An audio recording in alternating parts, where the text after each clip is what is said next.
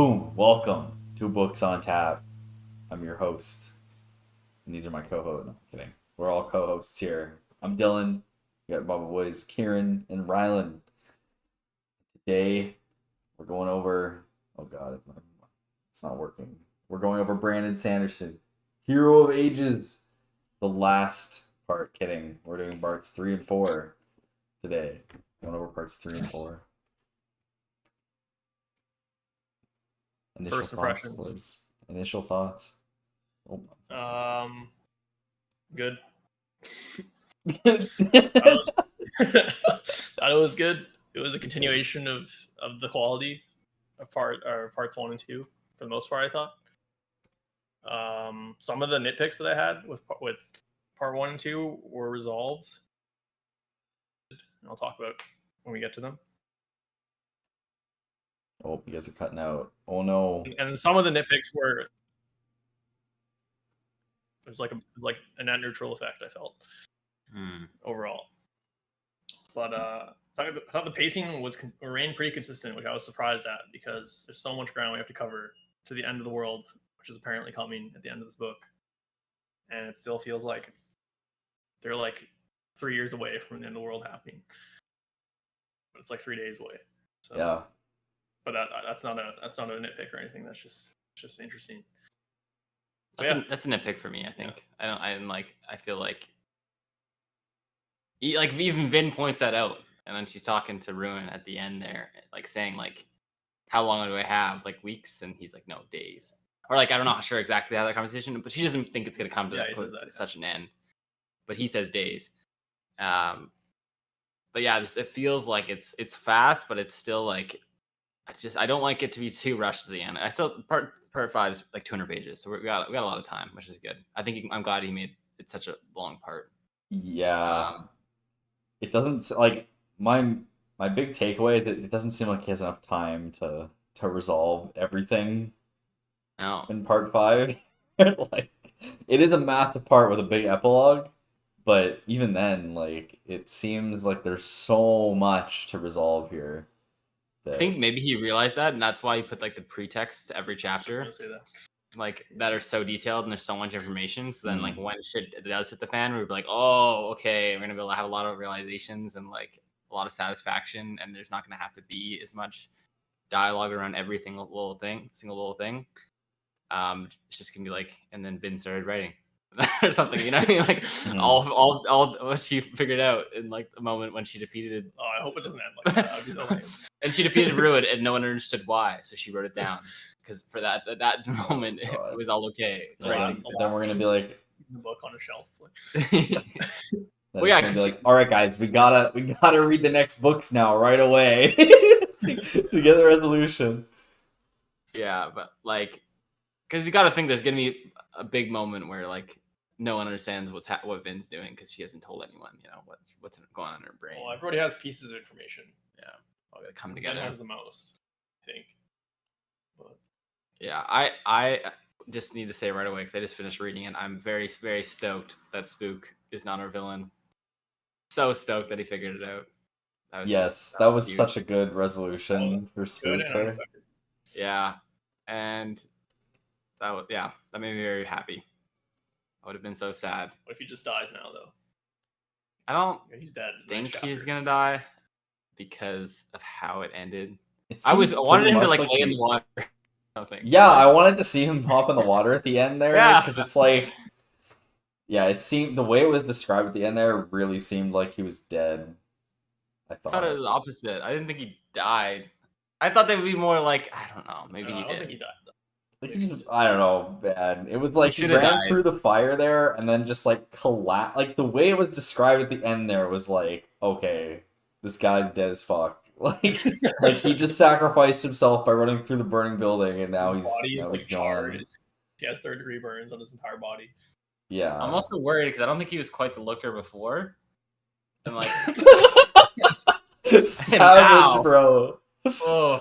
Now he's post Obi-Wan fight Revenge of the Sith. Yeah. Oh no, yeah, he's Darth Vader style. He's going for Beldra, and I know she's like a nice human being, but like, you know, I don't know if she's gonna be able to look past this. the extent. Yeah, of they this were on match. like third date stage, man. Yeah, they were about to really hit it Yeah, off. but the Until third date comes until back she and killed all his bros. First to do that. It was necessary. Oh no! I just happened. It was an accident. I like I don't threw know if these they died, coins but at they them, definitely and you know they fucking fell on the ground dead. You know, like their Yeah, I just brains happened to hit kind of them their right in the brains heart. kind of just splattered on the wall. You know, it's like And threw a metal coin through their head. Yeah, they obviously like.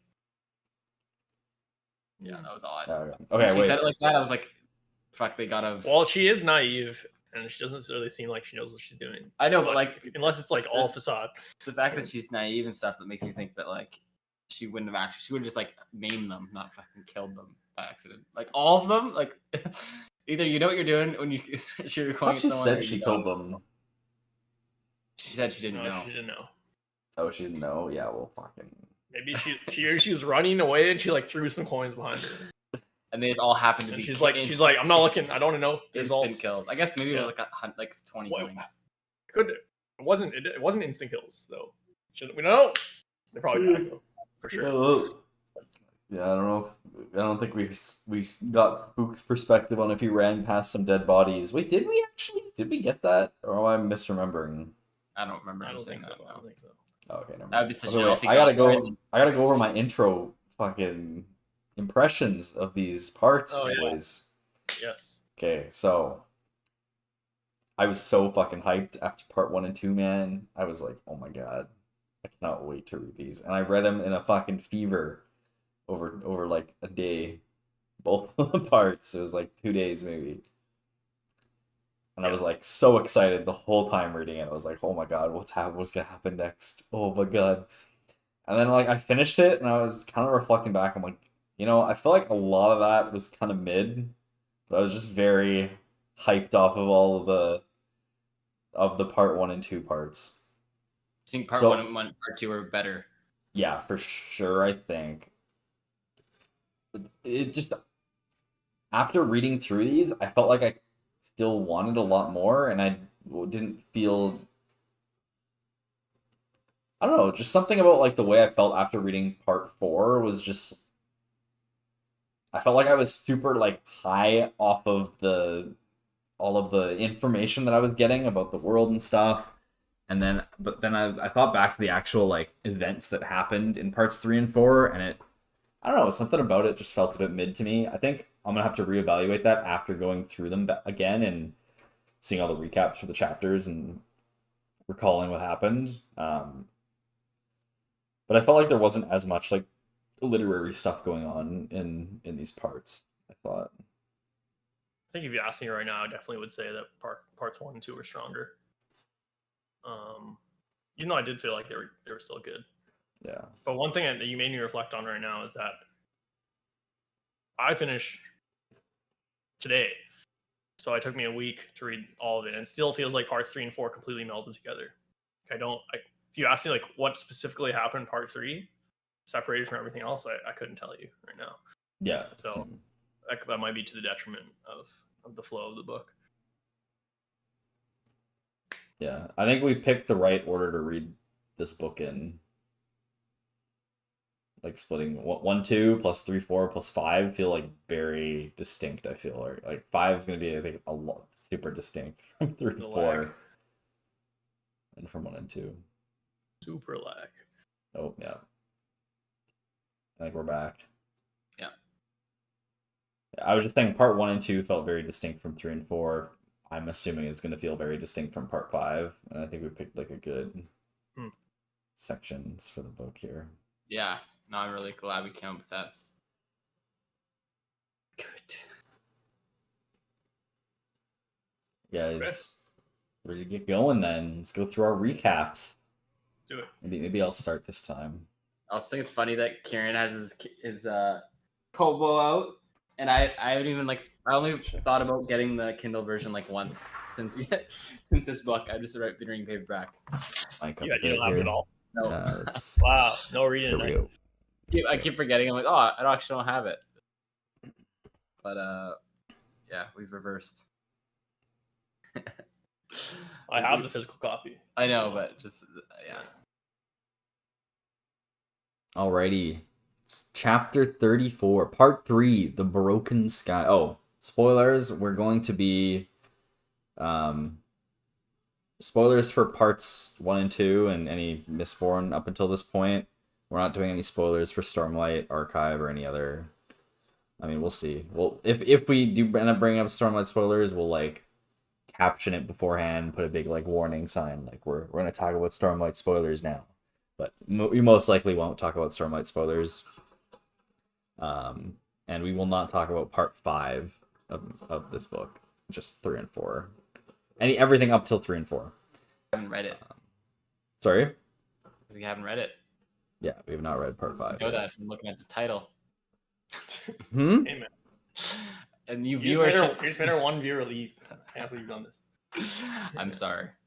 Please come back. Please come back. They're That's back. how it works. The internet. Be the first comment that's not one of us. All right, part 3, The Broken Skies, chapter 34. We're gonna go with first here. Marsh walks through a small town in the central dominance near Mount Tyrion, full of starving people, despite the fact that the area is an Ellen's protected zone. Marsh revels in the despair, holding back his sliver of resistance. He creates a bronze hemalurgic spike by stabbing a smoker through the heart with it, then leaves and watches as the volcano erupts in a flow of magma. Starting it off disgusting. Brutality. This is the end of the world, boys. That was what this chapter was telling us here. It was Now the volcanoes are going off. Yeah, this is so brutal. These parts are so insane. All the Inquisitor parts, and just hearing that the Inquisitors are going around killing all the Mistings, and all the Koloss are just savaging all the little towns. It's like, if you're not in a big city, you're destroyed. And like all the rulers in the cities have been taken by ruin, basically, that we've heard of so far. It's just awful. Devastation. There's no one coming to help. Yeah, it's pretty over. What do you think, Mark? Do you think Marsh is going to be the key to everything? He's gonna like kill himself at the exact moment. I think he's gonna fail. I don't think he will. Oh, why? I don't know. I think it's been kind of set up for a while, but I think he's gonna end up being controlled, and they're gonna need to kill him.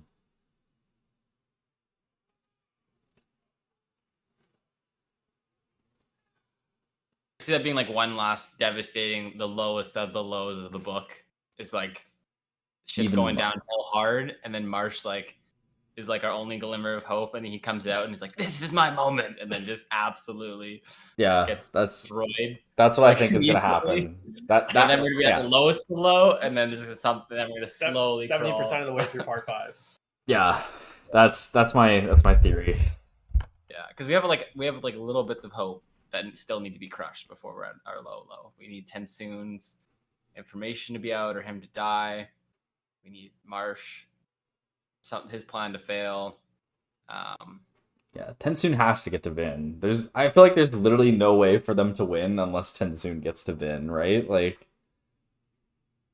Yeah, they gotta be together. It's so odd that he's going to year 2.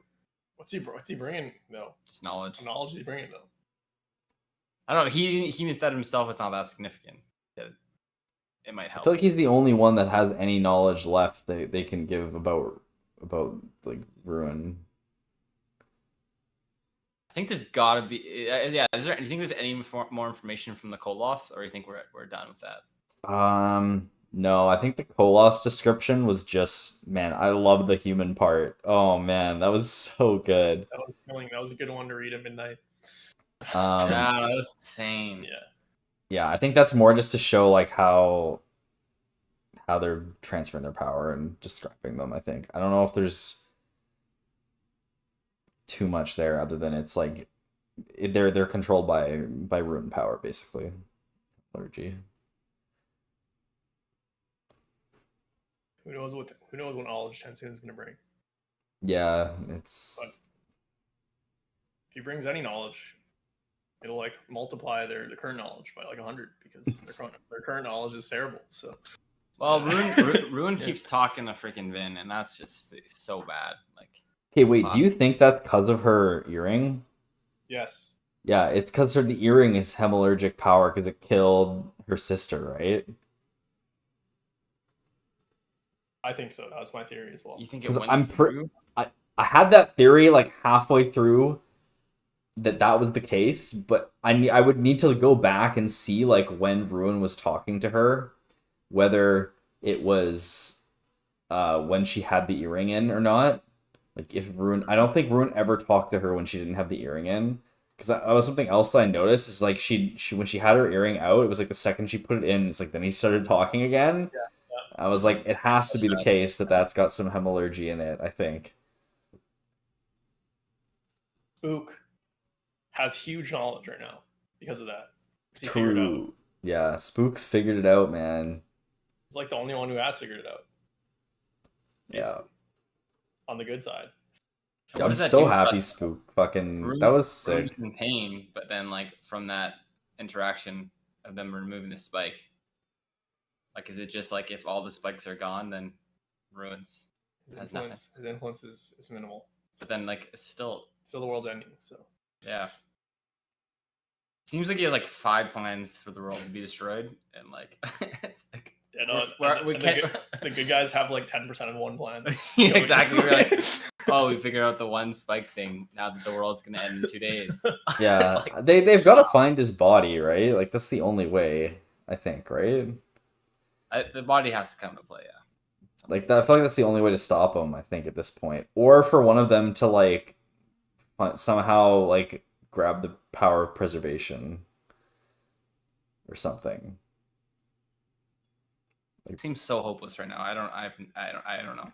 I think that Brandon Sanderson's doing a really good job of depicting. Like, yeah, the only possible ways that they can stop Ruin at this point is by either somehow destroying his power, and like putting him back to sleep or something, or somehow splintering him, or by like grabbing like the power of or somehow like counteracting it with getting preservation's power. Well, preservation did appear to Elland. Yeah, it And- fucking died right there, bro. Someone died. Holy shit! Yeah, they're gonna have to find some way to get preservation's power back, or Preservation wanted him to go to Luthadel as a fleeting moment, and said there was a non-zero chance that you have against Ruin right now. yeah. Man, That was so good. They told crazy, Alan man. Yeah, not to fight. I still think he might do it. He might. That'd be such a big blow. I don't think he will though. He shouldn't. He shouldn't for sure. Marsh dying and Ellen attacking Fadric City, same chapter, bro. Yeah, and with the Colossus just Marsh destroying dying, everyone. you said? Yeah.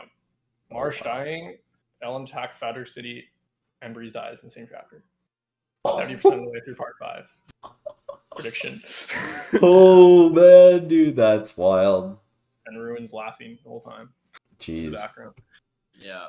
Holy shit. All right, should we get to 36, 35? So let's keep going. Yeah. Okay, I'll take this one. There's so much more to get to. Oh my god, there's so much that happened. Oh jeez. Okay, 35. Breeze mingles at a tavern as Spook seeks out Dern and the Harrows, breaking into his lair and confronting him about rumors that Dern was spreading about Spook. Dern says that he is trying to undermine the citizen, who has caused problems for the underground economy by showing that Quellion tried to kill a member of Kelsier's crew, which will not go over well with the townspeople. Kelsier tells Spook to go after Quellion before he harms his Ed and Breeze, but Spook dismisses the threat. One of Dern's henchmen approaches Spook, asking for help rescuing his sister from being executed by the citizen, and Spook agrees to help for a price. Yeah, this is just a lot of setup, I think. Yeah, setup. A lot of setup here. I definitely thought in this chapter that Spook was going to go downhill super fast, but it was very nice that he didn't. He stayed pretty sane throughout it almost. Like Ruin was an influence on him, but like Ruin was trying to be subtle, which is good. Because... Yeah. And we definitely hard predicted that. Yes, we figured it out. Last Yeah, podcast. even without the spoiler, we figured it out. Yes. Yeah. So. I wonder when most people figured it out though. Is it when we figured it out, or was it actually when Spook pulled it out. Like that seems a little late. Well, I think when every single frickin' pretext thing was about hemalurgy for like the next 20 chapters, people would have figured it out. Yeah, So, okay. yeah. I, mean, I think it could be dismissed like that. Like it was such a random part that like was never mentioned again. His spike that he had in him. Like maybe I don't know. It was. It seemed very much like the. Okay, right at the beginning of this part, when when the voice starts acting exactly like the God's voice did in what's it called, in Zane's head, I think that was when it was like, okay, this is over bonking you over the head, like you can't miss it here, because like at the end of part 2 we didn't get as much of the like kill them all, like Kelsier voice in his head, but once it was literally like, yes, kill them all, kill them. And it was like, okay, this is definitely not Kelsier. Yeah.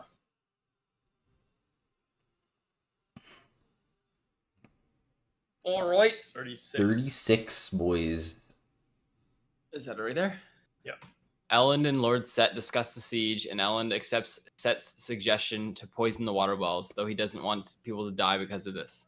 Elend also orders residents of the outlying villages to be intimidated but not killed. An earthquake hits, providing a reminder that they can't spend too long trying to siege Phaedrix. Demo recovers sufficiently from his illness to leave bed and returns to his duties. Elend deliberates whether the ends justify the means if he invades Phaedrix or has Yeoman assassinated in the name of helping the Empire survive. Demo asks to be relieved of his position as general, as he feels that Kelsier has judged him and found him unworthy. Demo mentions another statistical oddity that Elend was not aware of, that 1/16 of the sick either remains sick for 16 days or perished. Demo mentions other ways that the number 16 seems to be relevant, stating that there is a pattern that Kelsier is behind.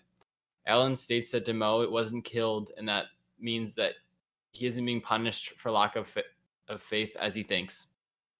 Elend tells Demo to stop pitying himself and apply scientific reasoning to investigate the mists and the numerological phenomena. They are interrupted by shouting. What do you guys think of the nobleman not getting sick? Like, is it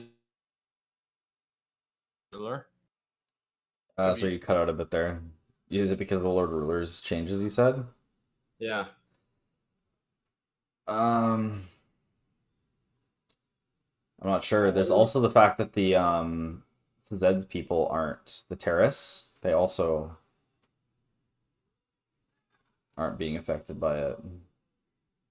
And what do we think about the spirit saying the mists aren't killing people? Like, what's going on there? Something really weird's happening. Well, I think Ruin has some kind of power over the mists as well. Like Ruin and Preservation, I think both have some kind of power over the mists. I thought we figured out though, like the people that are most, like the farthest away from Ruin are getting sick. Like that was the opposite of what they were thinking. Like Demo is like actually believes in Kelsier and is like no devotion at all to Ruin and will never go that direction. Could be that just Ruin is messing with people, and the mists aren't actually related. But he's making it seem like it seems like laws of the universe kind of thing. Like because like we know like 16 is like a pretty big number, right? Like there's 16 shards, I think, or something like that. There's 16 metals. I'm pretty sure there's going to be 16 metals too. I don't think we've been revealed the 16, or have we? In the back of this book. My birthday's on the 16th. No. Sorry? Shit. My birthday's on the 16th. Mist fallen. Boom. Yeah, I guess you're Mistfallen, bro. He doesn't love you. Yeah, I mean the table of allomantic metals on the back is 16. Like I think it has to do with the shard stuff. It's 14. There's 16. 3, 6, 9, 12, 14. Forget about the other trilogy of Mistborn books, bro. And that's not that bad. The Lost Metal. True. I don't know. If you look at the table on the back, there's 16. The back of the book? Freaking 14, bro. Dude, what are you talking about? There's 4 corners. Each one of them has fucking 4. Yes. Sorry, the diagram has 16. Yes, but the words, the descriptions are 14. That means there's 2 hidden ones. Oh yeah, right. I think there's just 2 not being that haven't been described yet. Yeah. Is that 16? The table is a circle, Yeah. Circle has 16. There's only 14. Yeah, wait, which are the ones that Covered. haven't been... I guess me and you have different interpretations of what a table is. Roasted. Fair. I'm just confused that you're like, the table though, man, the table. Well, it says the table, bro. No, this is the table. Okay. That's a table. Sorry, I read it as a figure, I didn't follow IEEE. Figure versus table. True, fair. Yeah, the ones on the bottom left, I think, on the table aren't, or on the figure, sorry, my bad, aren't labeled there.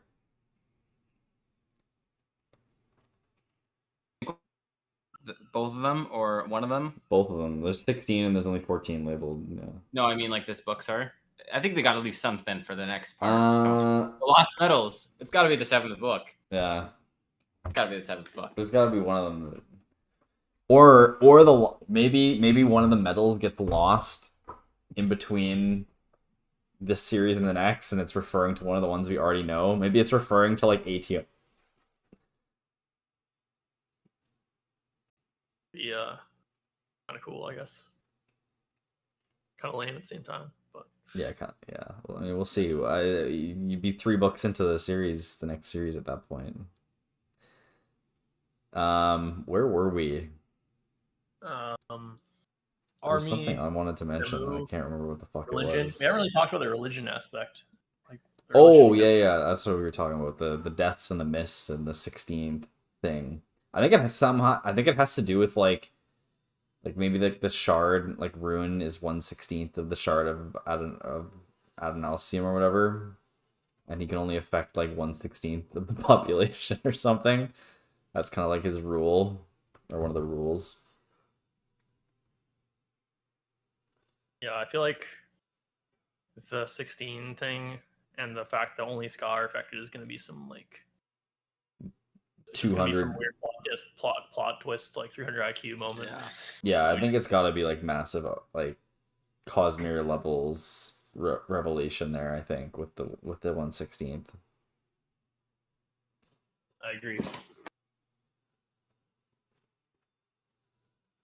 Something, yeah, I think it might be like some rule where it's like each shard only has control over like 1/16, or like you can't do too much.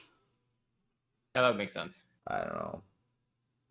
I don't know where I'm going. It still doesn't add up with the noble and the terrace, and then like, does he choose? Because I guess he would choose the people that are the furthest away from his corruption. Which maybe the people closest to Kelsier.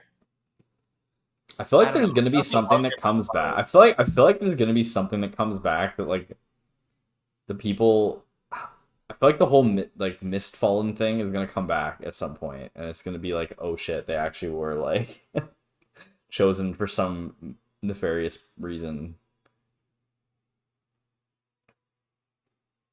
Hopefully the Colossus didn't get to them before that happened. Yeah, what if Kelsier actually was choosing people from the grave?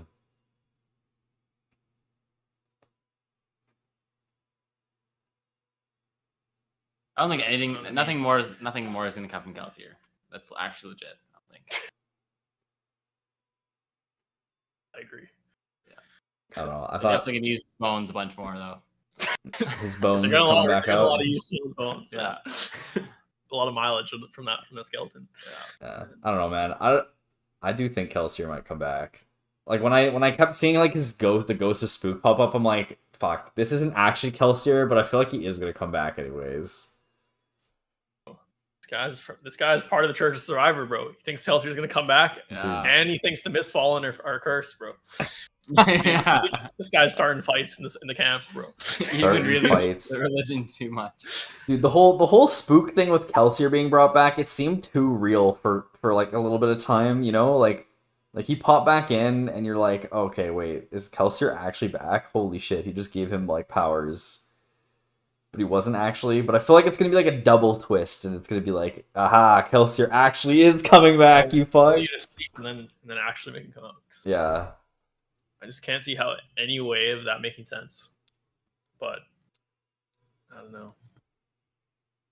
Okay, Spook's got to poke that thing back at him. Don't you think, though? Like, now that he knows what's going on, he can be like, shut up. You know? Like, come on. He needs to build a device that like strategically like pushes it in and out of his body. Yeah. When Like, he needs it. Yeah, fucking ruin. Just shit talk him. he became so OP in that like short amount of time. Just Yeah. could beat up everyone and like Being able to have the pewter access is pretty massive. yeah, now he's just But it's spook. the longer it's out of his body, it's the faster the power drains from it. So That's true, actually. Yeah. Pretty wild there. He's gotta listen. he's got to stab another Almancer If he knows that, yeah. with him behind it. That was funny when Keltier was like, "Bro, you just got to take his body and just like stab him through the heart, like into you, bro. Just like 1, 2 easy steps, 1, 2, 3, bro. And you'll just get powers." That was so crazy. Just one. Okay. Oh, if you didn't already know at that point. Yeah, that's when people got it, bro. Yeah, you're like, holy shit. There's the aha moment. Yeah. All right, 37. Bin investigates as raiders on horses sent by King Yeoman attack their camp, trying to destroy their supplies. Bin uses allomantic pushes and pulls on the tent spikes to turn them into deadly missiles. She detects another Mistborn and chases that person into the city, but loses him again somehow, then returns to the camp. Ellen reveals the attack on the camp was a distraction, allowing Yeoman to use heavy siege equipment to wipe out half of their 20k Koloss. Ellen transfers control of 1,000 of them to Vin. Vin goes to the Koloss camp and is met by Human, who says they need more Koloss. She doesn't understand when Human asks for help to create more Koloss, so she gives him an allomantic push and follows Human to see what he does. Human takes a dead Koloss to the triage area of the human camp and removes the skin from the Koloss corpse and removes 4 spikes from it. Human goes into a sick tent and reaches for an unconscious soldier, but is stopped by Vin, who finally realizes how Koloss are created. Oh my god, dude. This was a pretty insane reveal. Did you guys see this coming? Oh, I feel disappointed that we didn't. Yeah. I was too. I felt like we really should have seen that coming. Yeah, we really should have. He said I'm human like 6 times. Oh, you're human.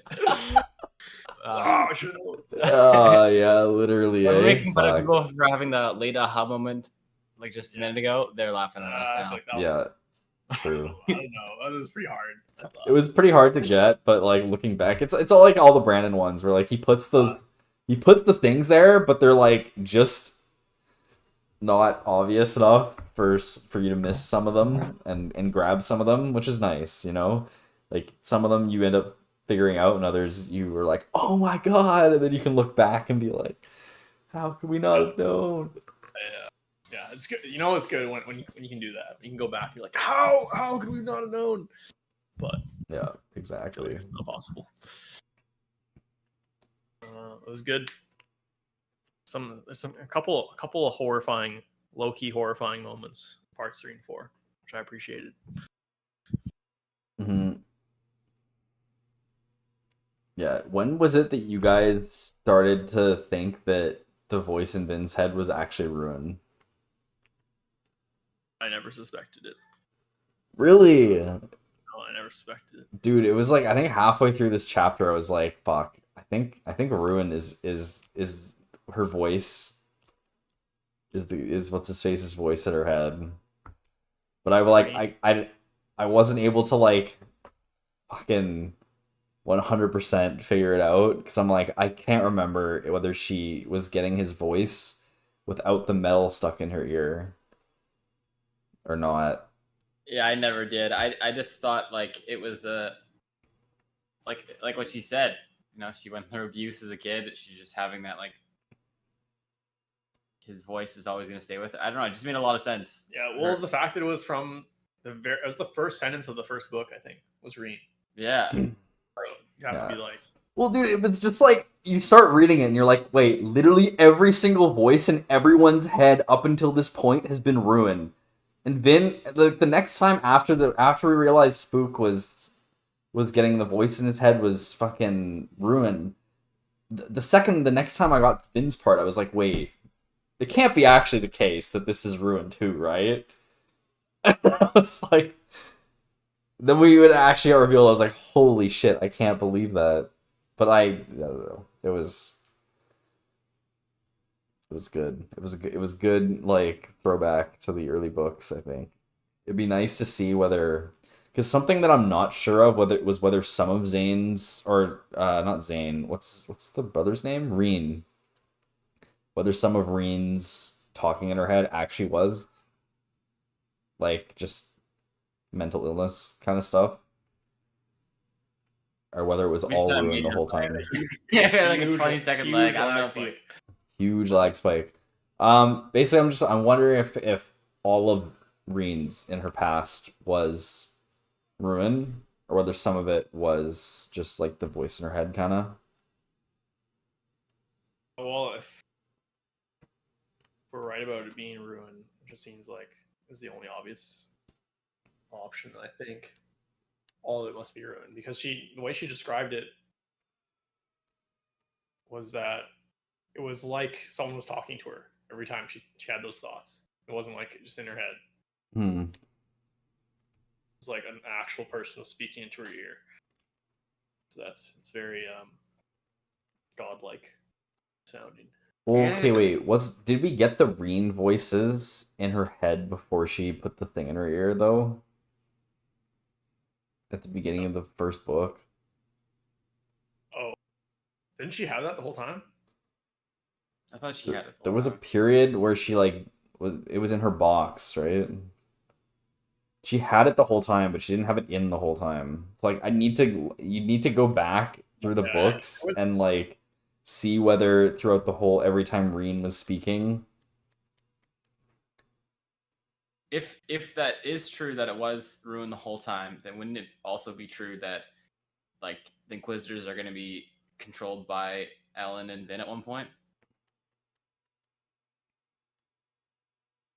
Sorry, what do you mean?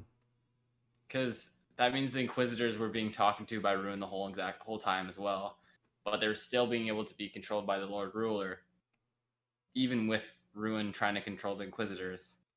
So that means that the Lord Ruler was using Allomancy on the Inquisitors, and so Yes. that Ellen and Vin, in theory, should be able to do that to them as well. Yes. So, But I think Rune's powers it's come back, right? Like most of his power was trapped by preservation during that period of time. Yeah, and the Yeah. Inquisitors have so many spikes. Ruin has such a strong hold on them. Hmm. It was the Colossus at 4. Yeah, I think the Inquisitors didn't have like that many before. they had like 9. And originally, Yeah. and now they have 20 or something. Yeah.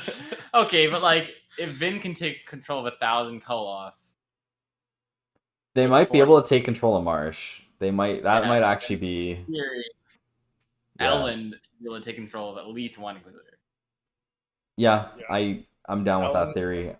Durlum and Push, same time against Marsh.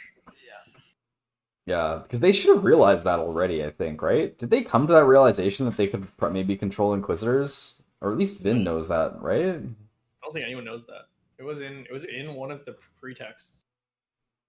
Or something to reference. Oh, okay, maybe it was. Yeah, because like I felt like that was mentioned, like actually, like legitly. I remember they tried Allomancy on, like they tried emotional Allomancy. I think on the Inquisitor one time, it didn't work. But I don't know if. Well, yeah, I don't know if they were trying that hard, you know, like they weren't Duralaman pushing emotional Allomancy like. And it was an Ellen. Because it seems like you can do that with everyone that's. Because it wasn't mentioned in one of the pre-chapters that like the reason that you can access them is because something about the metal insertion like leaves like a part of their mind fucked up to be able to be taken over. Because it's like it's the soul of another person being like embedded into the person, so it like fucks with their like cognitive self or something. I remember it definitely like warps their organs around the spike and stuff, but I don't know if it actually affects them mentally right away. Well, I know that Colossus have no mental capacity because they're like 5 brains in one. Oh, yeah, it does warp the Colossus. Yeah, that is so- true. I don't know why it doesn't do that to Inquisitors. I think it does. Kind of messed up. But Marsh is still like 1 brain. Yeah, but it fucks with like your like he's still him as a person, I guess, but like I think it's the reason why Ruin can speak to them. I think it seems very It can take complicated. Like it's over. like they said, depending on where you put the spikes and like all that stuff. Because like the Khandra are completely fine, right? Wait, what do you mean they're not? They're controllable as well. They're controllable, but sorry, but they're not having like the mess of having like two souls in one and stuff like that. Like the Hmm. Koloth are having. Yeah. I was influenced by Ruin. Yeah, maybe it has to do with like the placement of the spikes too. Yeah, that's what I think. Yeah, it's there are like 95 different locations that can do different Yeah. things. Also, maybe it's. Yeah, there's a bunch of different locations because yeah, like the Lord Ruler tried to do like a bunch of different and never succeeded ever in any of his hemorrhagic things except for like those few moments when he was in elucidated power. Yeah, maybe there's also something to do with like the Koloss aren't like they don't have any like shardic power, like they don't have any investiture in them, so they're less like maybe like humans that don't have any powers are more likely to lose their grip and have the other souls take over. Like maybe there's something about being a misting that gives you like some bit of like preservation's power. Yeah. That allows you to like your cognitive self to be more in power, like your soul to be more in power of the body It's a good theory. than the other That's all. soul's power.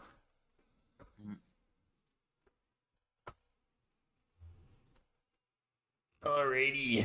You want to do 38? Talk about that chapter, but just one more thing on that was savage, man. The freaking all the Koloss dying. Oh, jeez, yeah, that was, dude. That was What's his face is so competent. Holy shit, Yeoman. Do you think he's being controlled by Ruin? I hope he isn't, just for the sake of make the story. I don't think so. You think Yeoman's gonna switch sides then? He's got to. Like, what's the value? I don't even see like I don't be so lame, but like they just need to get out of Phaedric City. Like, there's nothing there for them anymore. Like, they need to just leave. There's no point in them fighting him because the world's about to end. Yeah, I don't think Yoma's gonna change size. He's just gonna be in like a Loki antagonist, like a minor villain. They're just gonna leave. If they just leave Phaedric City though and leave him in charge, that'd be such an odd ending to that.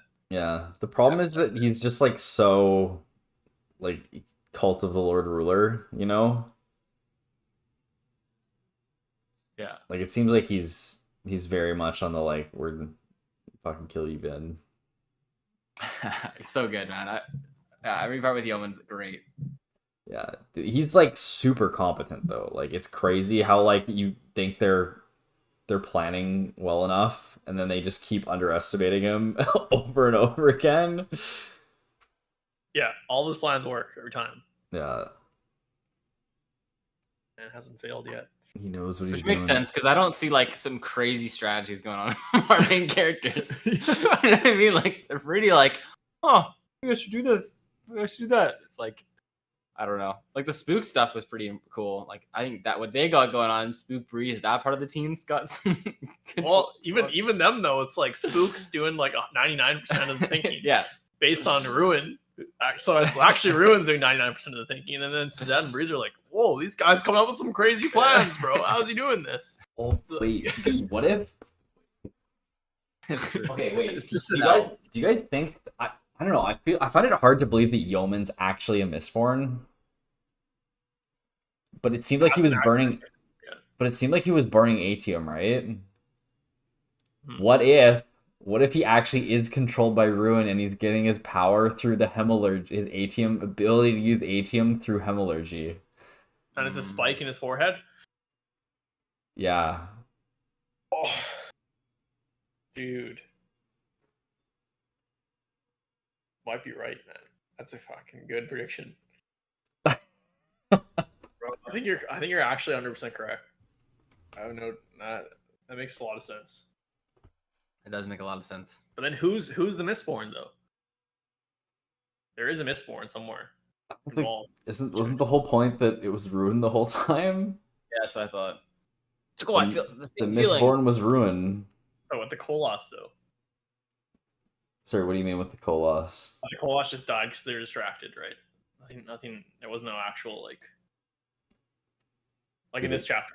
Yeah, they got killed by siege equipment. Yeah, right, Yeah, they were right, just right. at the bottom. I was savage. They were at the bottom, like trying to like attack the thing, but it was a bunch of siege equipment. Right. She just gets up on the distracted. cliff. I forgot. I thought she was actually fought someone. Yeah, the Mistborn the whole time was fucking ruin its power following her around. Yeah. Oh man, you're totally right. Then this makes sense. Yeah, that would be a big realization. That's how King Yeoman can come to the other side. Is if you realize the whole time he's being Manipulated that's why by ruin. He's being manipulated by ruin. Yeah, that could be a thing. And it makes sense, like how he's putting his foot in the sand, like just like forcing Ellen's hand to fight. Would be very much what ruin wants. It is good, but I'm a little disappointed. That's true. Yeah. Since like freaking every enemy is like has just a metal spike in them. That's the whole story. Yeah. Like, dude, what was that? That was one. There was the one chapter where it's like it was very surprising how many people ruin ended up spiking. Yeah. It was like Jesus Christ. There were a couple moments where it was like Brandon Sanderson calls himself out. I felt in this part, and I'm like, bro, you barely excuse yourself from this. Yeah. That's so good with the pretext to be able to call yourself out like that. Like, yeah. So genius. Right. He does that so often. He'll like call himself out with the characters. Yeah. It's so good when someone can like call out what you're thinking, one of the main characters, then you're like, oh, this has been addressed. He's thought about this. Well, unless it's really dumb, which I feel like at least one time in this was pretty dumb. Oh, I can't wait to hear what that one was. All right, should we move on to 38? Yeah. Dude, we've done 4 chapters and it's been an hour. We're in a lot of ground here, though, guys. We have. Yeah. Okay. 20 minutes a chapter, boys. I feel like the spook stuff. We've almost talked about everything. Spook watches as Franson, some other Ska excavate one of the burned out buildings, finding 9 skulls among the debris, which he thinks is significant since he watched 10 people get locked into the building. Spook realizes there are secret exits from the buildings. He tells Franson that this means that they can help save his sister. Suzette and Breeze sit in the tavern and discuss how the Ska go out into the mist at night, something once unheard of. They join some Ska at another table to explain their presence in Urto and to plead Ellen's case as a good replacement for the citizen as ruler of the city. The Ska state they don't need outside interference, since the survivor of the flames is there to deal with Quellion. Suzette asks to meet this new survivor and is told to attend an execution that is taking place the following day.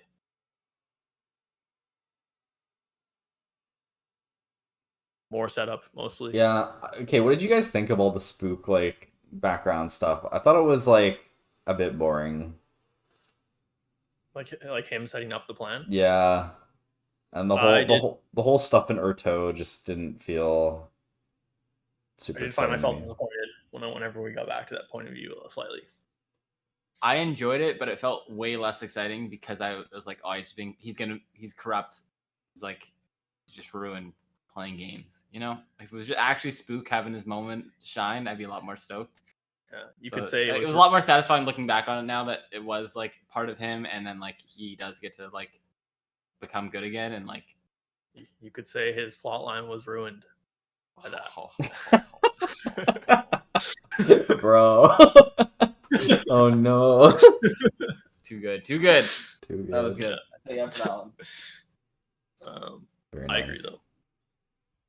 I thought it was interesting though other than that, like if it wasn't that case that I was like so frustrated with being ruined the whole time, then I thought it was interesting. I thought it was I just think a couple times I was like finishing a Vin chapter and then I would go back to that and be like, oh yeah. Okay, please, so like when I was reading it, I thought it was good. But it's like on reflection that I thought it was a bit like I was invested in it when I was reading it, and I really enjoyed the chapters as I was reading it, but looking back, it felt kind of boring, I think. Specifically the Urto chapters and Spook's like kind of backstory. Like it didn't seem like it had like I see why it was like necessary for the plot to progress in that sense. I mean, the whole Urto thing seems very just like, why is this happening up there right now? Like, why? What are they doing in Urto? Like, Yeah, like the world is ending. this There's a lot of shit gotta happen right now, and it's like, this is why do we care about what's happening here? I'm hoping that has to be addressed in part 5. Like, there has to be. It can't just be like Tensoon goes up to Urto or something and then leaves, and then it's like that's it for Urto. Like, something's gotta happen there to make this whole thing meaningful. Sounds like they're about to like Urto's gonna conclude somehow because the city's on fire. Yeah. Something's going on there, but it's like there needs to be a purpose to that whole thing, like on the larger scale. I think on like a larger scale, it doesn't make a lot of sense, but it does make a lot of sense for Ellen to have the priority to get Yurto before he realized just how little time he has. Like, yes, securing that city and getting the cash. It made so much sense when he first said it. Like, oh, we need to like secure more food and like get shit together, like everything. Yeah, get the knowledge from the cash. Yeah, get the stuff. Yeah, but now that like the world's gonna end in 2 days, it feels really ridiculous. But we did learn a lot of useful things. I don't know. I think I'll be pretty disappointed if like the whole part up there was just like for character building for like Spook and Sazed. Like, well, they did kind learn of the the whole purpose. They learned the hemorrhagy thing, but that didn't have to happen like this. But yeah. Yeah, well, it was a good way of showing that the world's ending and like Ruin's motives. Behind, like I did. End the city. Yeah, I think like the big theme, I guess, in that part with Spook is the whole like, okay, we're like the Kelsiers, like we're doing the same thing that Kelsier did, but we're basically just overthrowing it, and kind of the whole who's good, who's not good, is overthrowing always the good thing to do.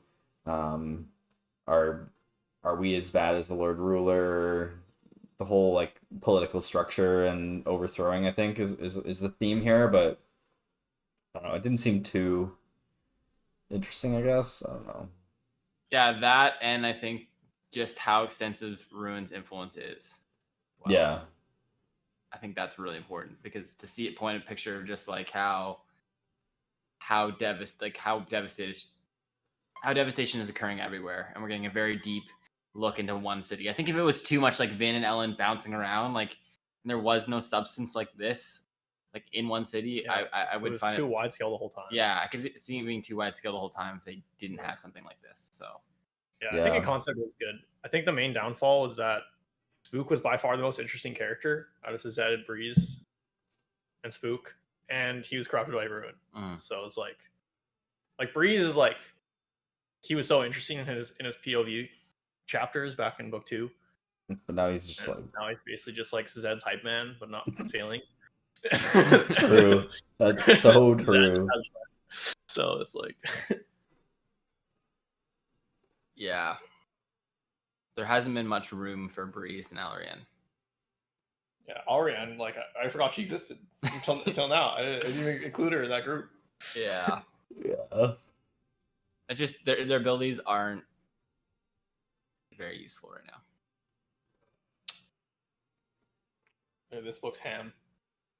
And this book's ham. And actual ham is like actually where's Ham?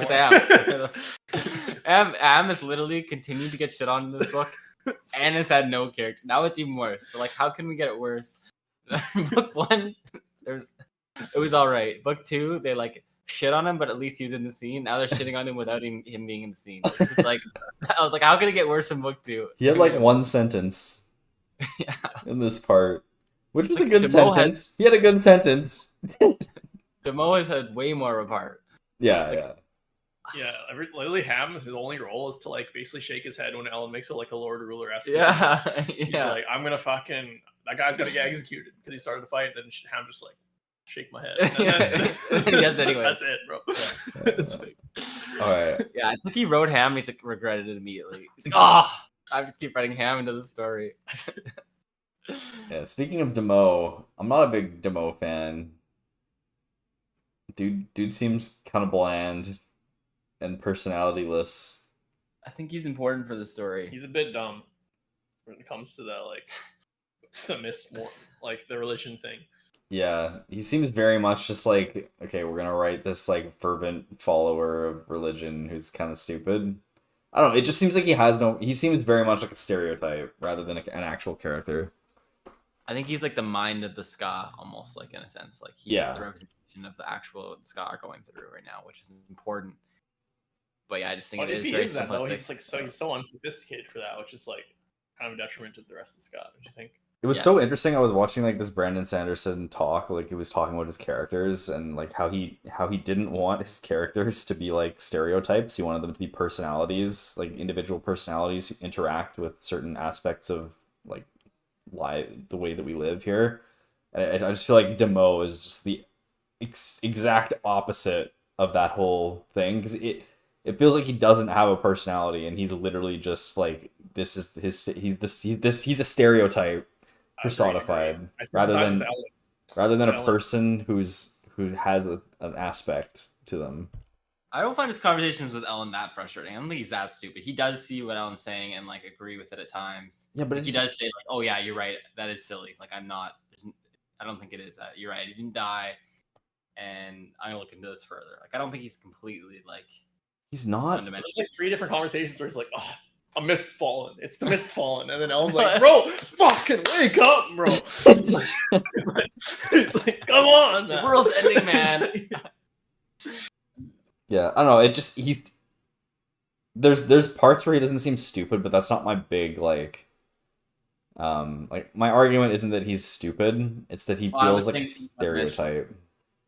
Yeah. I don't know. We'll see if more happens with him. I feel like there has to be more with him in part 5. Definitely. So, something to do with the mist. Like we need to get some resolution there with what's going on with the mist. His arc is so weak right now that I feel like he's just gonna sacrifice himself in front of the Ska who don't believe, and they'll be like, "The mist fallen were good all along." And then oh my god, dude, that better not fucking happen. I will be so salty if Demo's whole story arc is just to sacrifice himself like Kelsier. Oh man, brutal. All right, it's 39. Ryland. He got punched in the face. That was pretty epic. Oh, true. Yeah. Yeah, but he was only punched in the face by another idiot. Yeah. Chen soon retrieves 2 iron hemorrhagic spikes that he hid before returning to his homeland for trial and absorbs them into his mass. The 2 spikes which Chen soon had stolen from Orsur now grant him the blessing of potency, giving him greater strength to go along with his blessing of presence and giving him great power for a Khandra. He then seeks out Vin as a replacement for the Lord Ruler to serve her under the terms of the first contract.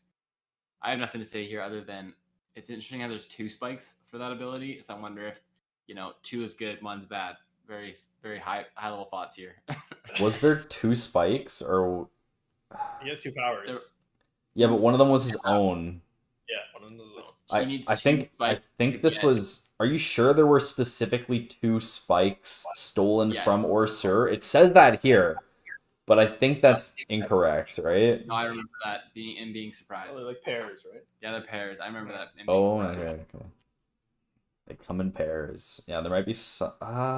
It's something there probably, but like I don't like. Yeah, my logic right now is very simple. There's 2 souls there in each. Like in each hemorrhagic spike, there's 1 soul, right? So I don't know what it means if you have 2 souls that are giving the same power. Souls make a right. What did you say, Kieran? Souls make a right. Yeah. I'll get it. What am I missing? Oh, just to play on 2 wrongs make a right. Like 2 wrongs make a right, but I just said, yeah. Kieran just sorry, my thinking, ahead. My plane of thought was just too intelligent. Too big brain. Kieran absorbed a shard, and here we are sitting like. Have the blessing of presence. I did the blessing of presence. He heard my one bad, 2 good, and had to top it. Yeah. I tried to top it. That's correct. Should we? I didn't quite make it there. Should we Well, chapter 40? This is actually the point where I felt like the nitpick that I had with the last podcast of his argument, his trial being a bit weak, was actually some more information about like the original first contract, like the very first version, which says that when Ruin returns, you must seek out the father and serve him. That's explicitly in the first contract. So if I had known that before, I think I would have been a lot less critical. Yeah. But that was not. I don't think that was given. That information was. That's fair. Yeah. I would like to say I was all on board with his reasoning from the start. Ooh. Sorry, you cut out there. I said don't. I was like, don't group me in with this guy. It's your disclaimer. It's like my nitpick. Yeah. Yeah. Okay. 40. Is it me or you? It's you. It's me. Alright, Ellen Ham set a bunch of fucking people discuss how Inquisitors are made as Vin watches. Set questions the significance of the topic, and Ellen states they're facing a greater force than yeoman soldiers. Readin explains that the patterns in the sickness indicate an intelligent force was causing it, and tells of rumors that Inquisitors are made by combining the powers of several Allomancers. Ham concludes that this is why Ska Mistings were hunted to replenish the Inquisitor population. Ho ho! Ellen connects the spikes Human was using and the description that Marsh gave about the process of his being turned into an Inquisitor being messy to the creation of Inquisitors. Blah, blah, what a fucking sentence there. And explains that Koloss are made from humans. Vin says this art is called hemallurgy, according to Marsh. They theorize that since the same process creates Koloss, Kandra, and Inquisitors, that they must have the same weakness to emotional allomancy that their enemy is controlling the Inquisitors, and Koloss using that weakness. See, I told you boys. It was stated and they know in world. Ellen declares that they must look for patterns in the enemy's actions to determine how to defeat it. Demo tells Vin and Ellen about how the soldiers who were sick for a long time are being ostracized by their fellow soldiers. This fucking part. Ellen tells Demo to form a new division of the Mistfallen soldiers. Conrad arrives from Luthadel, bringing news of riots and pillaging of food stores, and a request from King Penrod. Penrod up his ass. Ellen sees knowledge in the pattern of the enemy's attacks and deduces the reasoning behind it. Wait, did he? What? Anyways, Vin realizes that they have to succeed in taking Fadrix since they're running out of options. She pleads to the Mist to help her as they did against the Lord Ruler, but is ignored. Chunky chapter. Big UN meeting team here. That, yeah, you're totally right. I glossed over that. Yeah. That's good. Yeah, they got the 25% more of their first plan on the way. Oh man, there was a lot there. Wait, was the Ellen sees knowledge in the pattern of the enemy's attacks and deduces the reasoning behind it? Was that just like he was like, oh yeah, they're attacking Luthadel or something? I think so. Oh wait, no, that was like his he could deduce the pattern in where the Koloss were gonna show up, so that's how he knew where the Koloss would be. Oh, okay. I think. Well, he did realize that. I didn't think it was this early. I think it was maybe. Oh yeah. Our enemy has exposed himself, Vin, attacking our messengers directly with hidden groups of Koloss. Yeah. Trying to undermine our supply base in Luthadel. Our enemy wants this to appear random, but I see the pattern. It's too focused, too intelligent to be happenstance. He's trying to make us pull away from Fedrix. So is that just reverse psychology on the part of the... Oh, Ruin? Right, yeah, because now we know that Preservation wants them not to go to Fadrix. Yeah, but I wonder if now... Maybe Ruin... Well, because Ruin wouldn't have known what's on the tablet, right? Yeah. So maybe he would have thought that there was more information on the tablet than there actually was. Yeah. There's got to be more or something to do with Fadrix, that tablet. I'd be pretty surprised if that's all that they gathered. That there's not some hidden words. I don't know. I feel like there's got to be some kind of connection there with whether what's his face is controlled by Ruin or not. the leader of Fadrex. Yeoman. Yeah, if Yeoman is controlled by the Lord Ruler and he like replaced the plaque with something else, that would be crazy. Holy shit, that would be pretty nuts. That would be fucking insane. That would be so legit too, because like Lord Ruler's going on about how I can't figure it out. It's impossible. It's hopeless, bro. Literally impossible. Yeah, I feel like okay, if that was the case though, then I feel like Ruin would already have won, right? Because if Ruin knew what was on the plaque and the plaque was actually something important to like the location of like his body or something, that would be That's true. GG, you know? And also, it wouldn't make sense for the preservation trying to get them away from Phaedrix City. Exactly. Yeah. Yeah. I think think they just there's. gotta kill I feel like Yeoman, this might turn or like point towards the fact that Ruin does not have like he doesn't have perfect knowledge of the situation here. Like he thinks something's in Fadrex or wants them to be in Fadrex or doesn't want them to be in Fadrex, and but they actually don't want to be in Fadrex. Yeah. What do you guys think about the belief that like if you kill the person on top, another person's gonna replace him right away? Like, if they just killed like the ruler like 3 times in a row, like do you think that would help their cause a little bit? You know? Yeah, you know, I don't really disagree with you there. Especially with Yeoman on top, man. Like Yeoman's such a boss, like, or like kill a bunch of the obligators, like. Yeah, I mean, if you look at history though, that does seem to be the case. Like if you kill someone, it's someone else that pops up on the top, you know. Yes.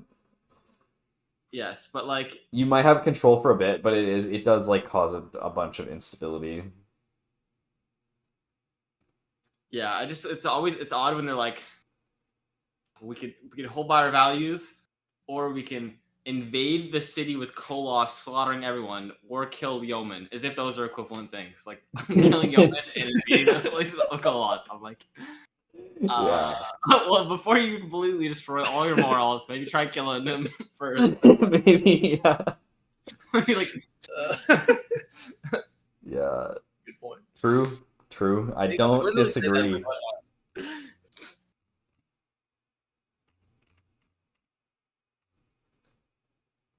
Anything else?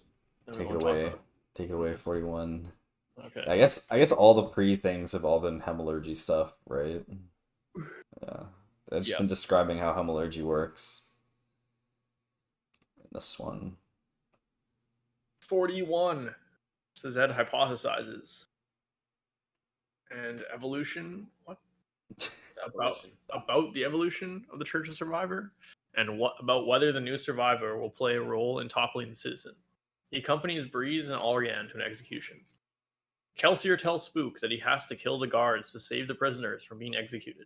Spook finds a secret bolt hole where some of the citizen soldiers were liberating one of the prisoners and attacks, killing all the soldiers, though he ends up locked in the burning building with one of the prisoners, a young girl. Zed, Breeze, and Allrian watch the building burn and witness Spook escape from the building with the girl.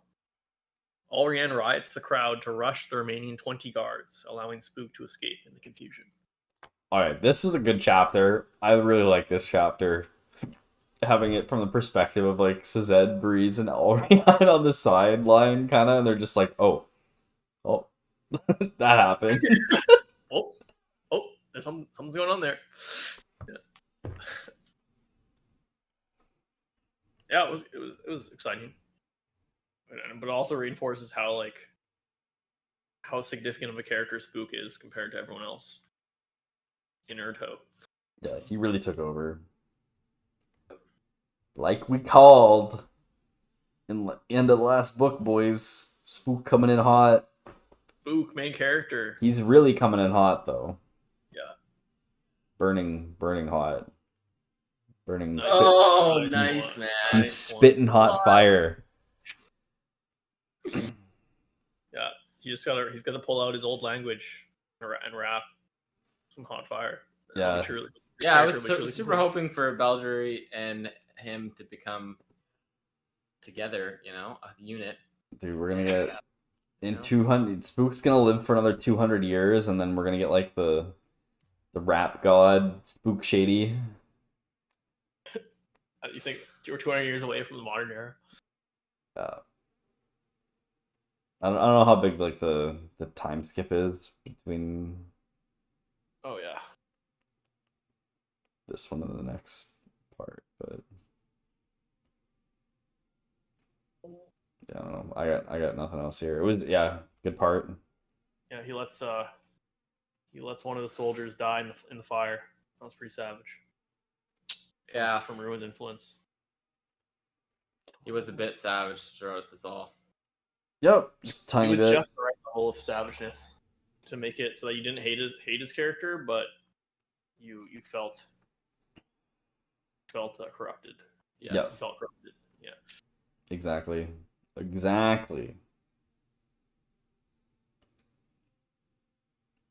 42.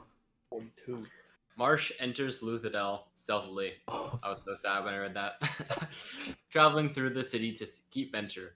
He thinks of how he was turned into an Inquisitor as he prepares to use his newly made spike on King Penrod.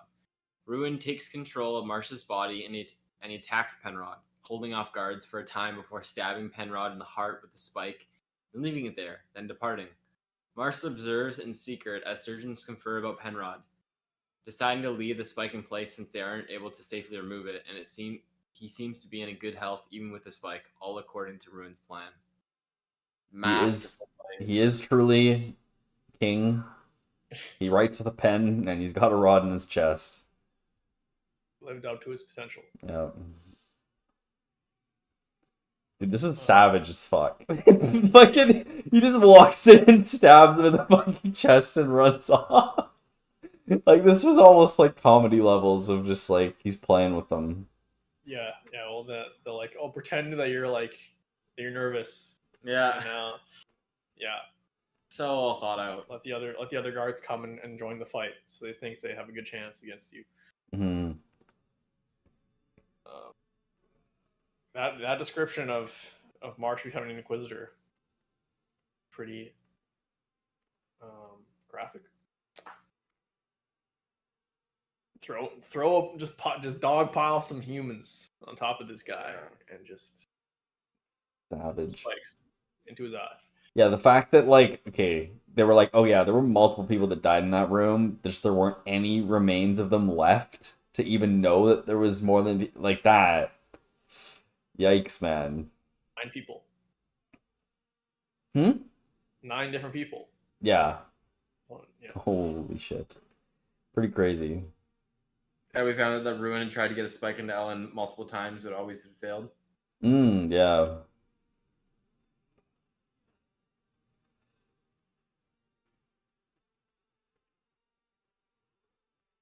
$43. Is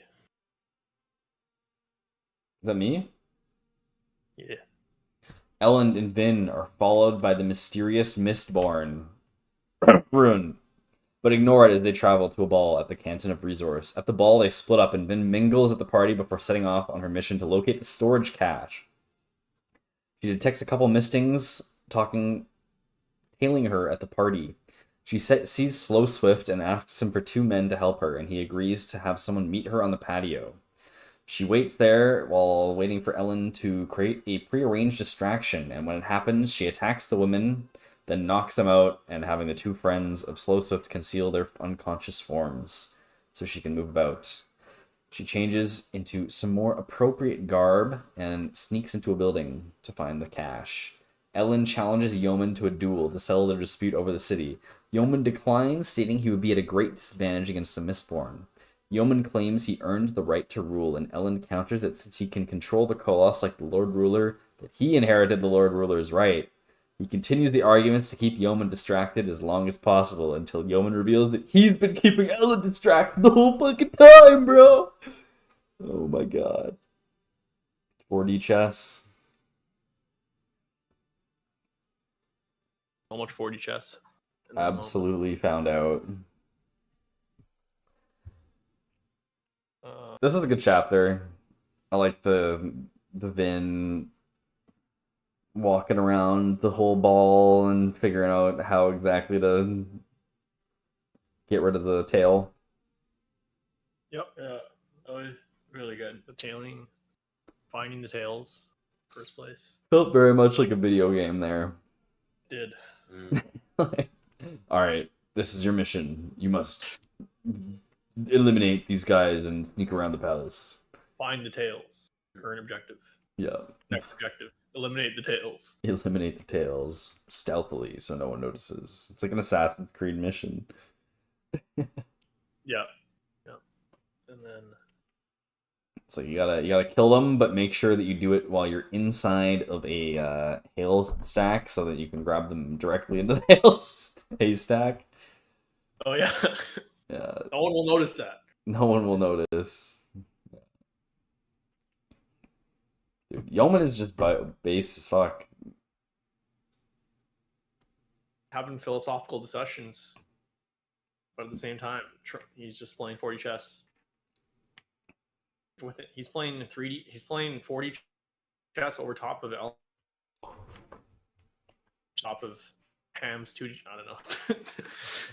Oh, you know what, boys? I wonder if there's some hints. Because we don't have we seen the because you get the medals is it the medals? Maybe it's not the medals at the beginning of these. What's the symbol at the beginning of all the chapters? Discovered it. Remember we talked about it was the medals in the last book. It's not in this book. Ruin's eyeball. Like it's not they are not the same ones as in the back of the book here. I don't have them at all in my version. There's something different. There's something happening here. Oh, it is for some of them though. No, none of them are. Chapter 45. The almatic symbol for mine is below the number of the chapter in a circle. Yeah. It's different than the ones in the back. Wait. I think this I think page is different. Yeah, I think maybe they're using different symbols on this one. Yeah, never mind. We'll have to go back through and see if any of them I wonder if there's like some way to like trying to figure out what the other medals do based on like if you see some of them in the Oh wait, I just saw one that's not in the back. Chapter 37. Remember I was trying to make that connection last book, and I don't know. It seemed like there was some connection, but there probably is. Oh yeah, that's crazy. 37 has one of the medals that we don't know. Chapter 37. It's big brain plays on Yeoman, but also it's kind of the only play, so it's not that big of a big brain play. They knew that they had to go to the storage cavern, so luring them into a trap that's there, kind of. Yeah, exactly. You guys want to take away 44? Yep. Vin descends below ground. Wait, is it me? Yes, go ahead. Sorry. Vin descends below ground, finding several corridors, one of which is guarded. She uses emotional allomancy to distract these and other guards, and finds her way after a while to the storage cache. However, after she gains access, she gets locked in. Ellen and Yeoman debate about the terrorist stewardship program and whether the terrorists were treated well or poorly. Their debate is interrupted by the appearance of one of the two spies that Vin incapacitated. Ellen decides to pretend to try to kill Yeoman to see if he's a Mistborn, letting go when Yeoman doesn't fight back effectively. Yeoman stabs Ellen and seems unnaturally fast, leading Ellen to burn Electrum, which confuses Yeoman, who is burning Atium. Ellen thinks Yeoman is a Mistborn and withdraws. Surprised that Yeoman doesn't follow, going back to his camp. He waits for Vin for hours before getting a note from Yeoman stating that he captured her. Vin realizes the stone door she is trapped behind was sabotaged by having all the metal removed from it, so that it couldn't be pushed almantically.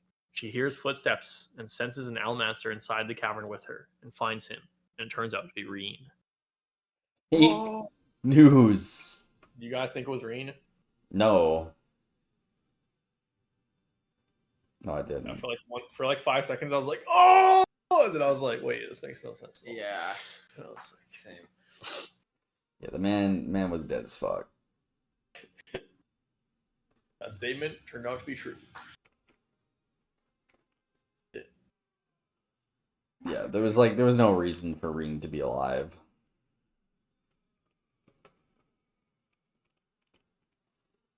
Well, he seemed like he was going to be a big part of the first book. Yeah. We kept wondering when he was going to show up. True, until they said that they killed him. Then I don't feel I feel like the Inquisitors wouldn't have any reason to lie about that. Well, it was a pretty good mentally good way to just scare the hell out of Vin.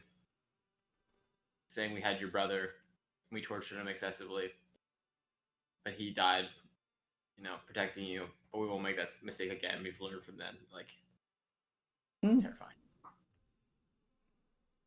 feel like pretty much anything they could say at that point would be pretty fucking terrifying. Yes. Right, part 4. Part 4, Beautiful Destroyer. Do you guys? What does that mean? What does Beautiful Destroyer mean? Well, Ruin calls Vin Beautiful Destroyer. Oh, does he? Oh. Yeah.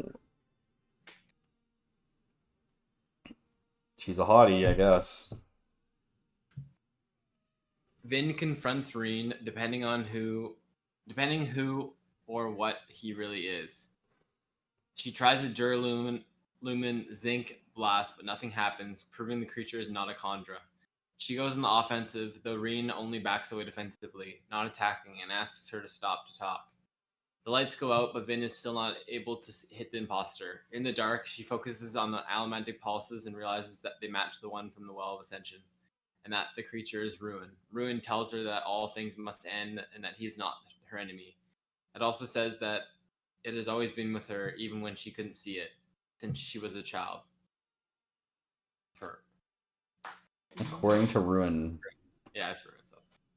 It's gotta be the earring, right? Like, there's no way it's not the earring. Right, guys? Yeah. Like, I don't think she's born with some special connection to Ruin or something.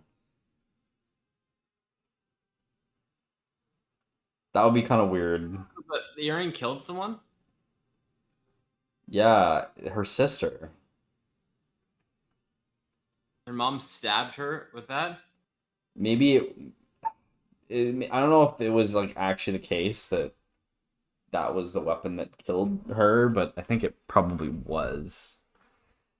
It at least was around when it was covered in blood, wasn't it? The earring. I don't know. I can't remember what happened, but. And so Ellen, her mom gave it to her, right?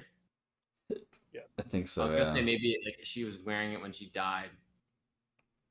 Yeah, the sister maybe was wearing it when the sister died, maybe. Yeah, I don't know how that works. We should look back at that. But I think that makes sense. What happens if you stab a person to death with multiple metal spikes? Check. I'll try it out. Chemalurgy 101. Yeah, like what happens if you stab someone in the heart with one and through the brain with another, you know? They become a Khandra. Paired. They're paired. Half the soul goes into each. I don't know. What if you like line up 10 people and shoot an arrow with a metal spike on the end of it, and you like collateral all the burning pewter into the last person? Yeah. And they're all mistborn. And then you stab yourself in the heart. do you win? You win the game. That's the only way you ruin. Yeah, that's their solution. It's like, all right, guys, everyone line up in the conga line. we gathered. So we gathered one super person.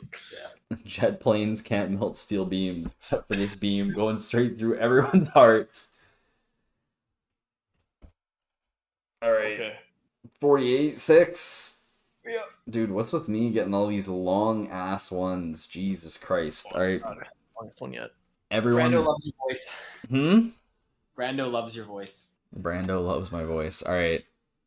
So Zed and the crew and await Spook's return to the storage cavern and speculate on his actions and his ability to jump 2 stories without being severely injured. Zed thinks there are no known examples of an Allomancer gaining new powers after snapping. And he picks up his theological portfolio and reviews a sheet about Trellism, a religion he has always been partial to. He finds vagueness, but delays judgment for now. Spook visits Beldra in her garden, telling her why he thinks she always appears sad. He tells her to leave with him and that he's a member of Kelsier's crew, and he'll depose the citizen. She starts screaming and summons the guards, and Spook leaves since he doesn't want their blood on his hands, ignoring Kelsier's orders to kill Quellion. Zed studies his collection of metal mines, recalling how Marsh had used a steel push on the rings as weapons against Zed at the Well of Ascension.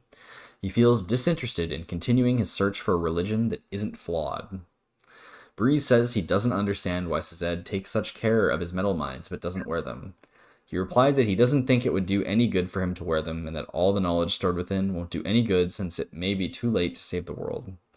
Then an earthquake hits, causing little damage, and Spook returns. He tells Zed and Breeze that they should spread rumors about the Allomancers that Quellion is gathering to undermine his rule. Spook asks Zed to try to get the water flowing to the canals again, and Zed accedes to this request, though it would require him to do research using his metal mines. Spook declines for now to explain how he survived, asking that Zed just trust him for the time being without questioning it. Seems crazy that Zed would have no idea of any Allomancer getting a second power in his entire history. That no one accidentally, I guess it just never accidentally happened. But it accidentally happened to Spook. Well, yeah, and also, Ruin says that in the past 800 years, or in the short 800 years that I've been influencing people, you're my favorite one to win. So he's obviously done this a bunch of times over in history. Yeah, I mean, they're probably, I don't know. It's not crazy to me that there wasn't any historical references to it. I feel like if there were, it would be known, you know? Like, it's not super crazy to me that this went under the radar. Yeah, I think it's insane. I was a bit surprised.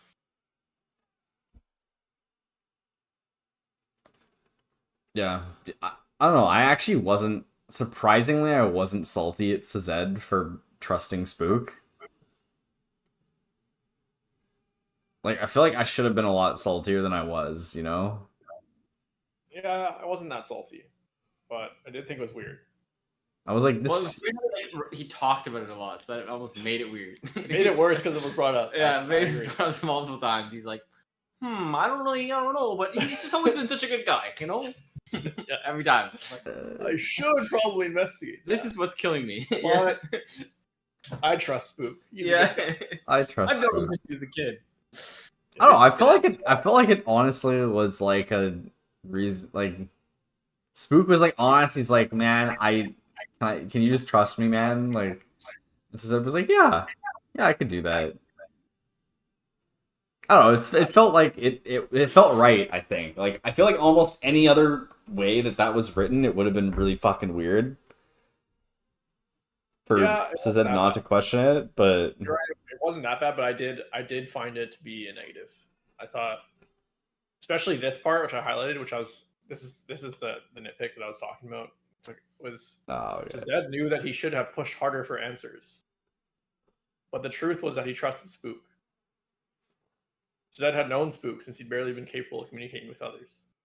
So yeah, there is a second part to that where he's like, yeah, he trusts him because he's known him for a long time, but it's like he keeps saying that he should push harder for answers. Feels weird that it's brought up so. Yeah, I think that's almost just like he saw that as a flaw, but then he couldn't. Yeah, I don't know. I felt like it was a good character growth moment for Zed. Oh fuck, we're cutting out. Oh no. Oh no. And they're gone for a long ass time. Holy shit. Jesus. Look at Kieran's face. He's all staring there. Ryland's got a big mic in front of his face. Looking absolutely silly. Hardcore disconnected with these boys. Can't even hear them anymore. All right, what to talk about?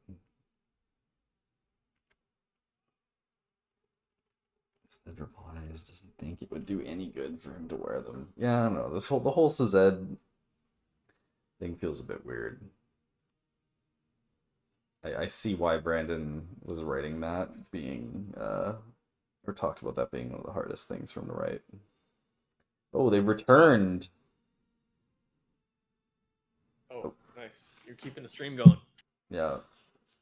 I was talking about how goofy Ryland looked because the mic's right in front of his face. Yeah. Oh. Can move the mic. And then We're still loading in, but can you hear us? Yeah, I can hear you guys. You guys are Okay. fine on my Discord. screen, yeah. Our Discord's just spinning logo right now. So Well, it's working for me. I can see your guys' video. kind of weird. Yeah, Keep something going. I was talking about was I feel like I understand why Sazed's was the toughest to write for Brandon. Because, I don't know, Sazed's whole story seems a bit weird. What are you guys' thoughts on the whole Sazed? At this point, Yeah. what? I just laugh because I had this feeling in part 1 and 2, and now you guys never see Well, it. I had hoped by this point Yeah. he would start resolving, bro. But he literally just continued, bro. Yeah. Well, I'm just glad now you're starting to see my frustration. It just took longer. Yeah, it's gone a bit long, you know? I'm like parts 1 and 2. I'm like, I can accept this. This is a great foundation. Yeah, This is exactly. Wonderful arc and conclude the story. Yeah. No, But no, yeah. like the only redemption, the only way the needle has moved for Zed is Spook telling him that I still have faith, and Zed's like, I should have faith as well. And then it fucking concludes, bro. Part 4 ends. True. I'll have faith in you, Right now, Spook. faith. Oh. Whoa. That's just, Huge brain moment. yeah. Oh. Maybe Tensoon will appear to Sazed. Like the group will be like, yo, Tensoon, appear to Sazed so he can become religious again. And I'll be helpful to the end of the world. It's gonna be a what's his face? Sazed's new religion is gonna be worshiping the Lord Ruler, aka Vin. According to Tensoon.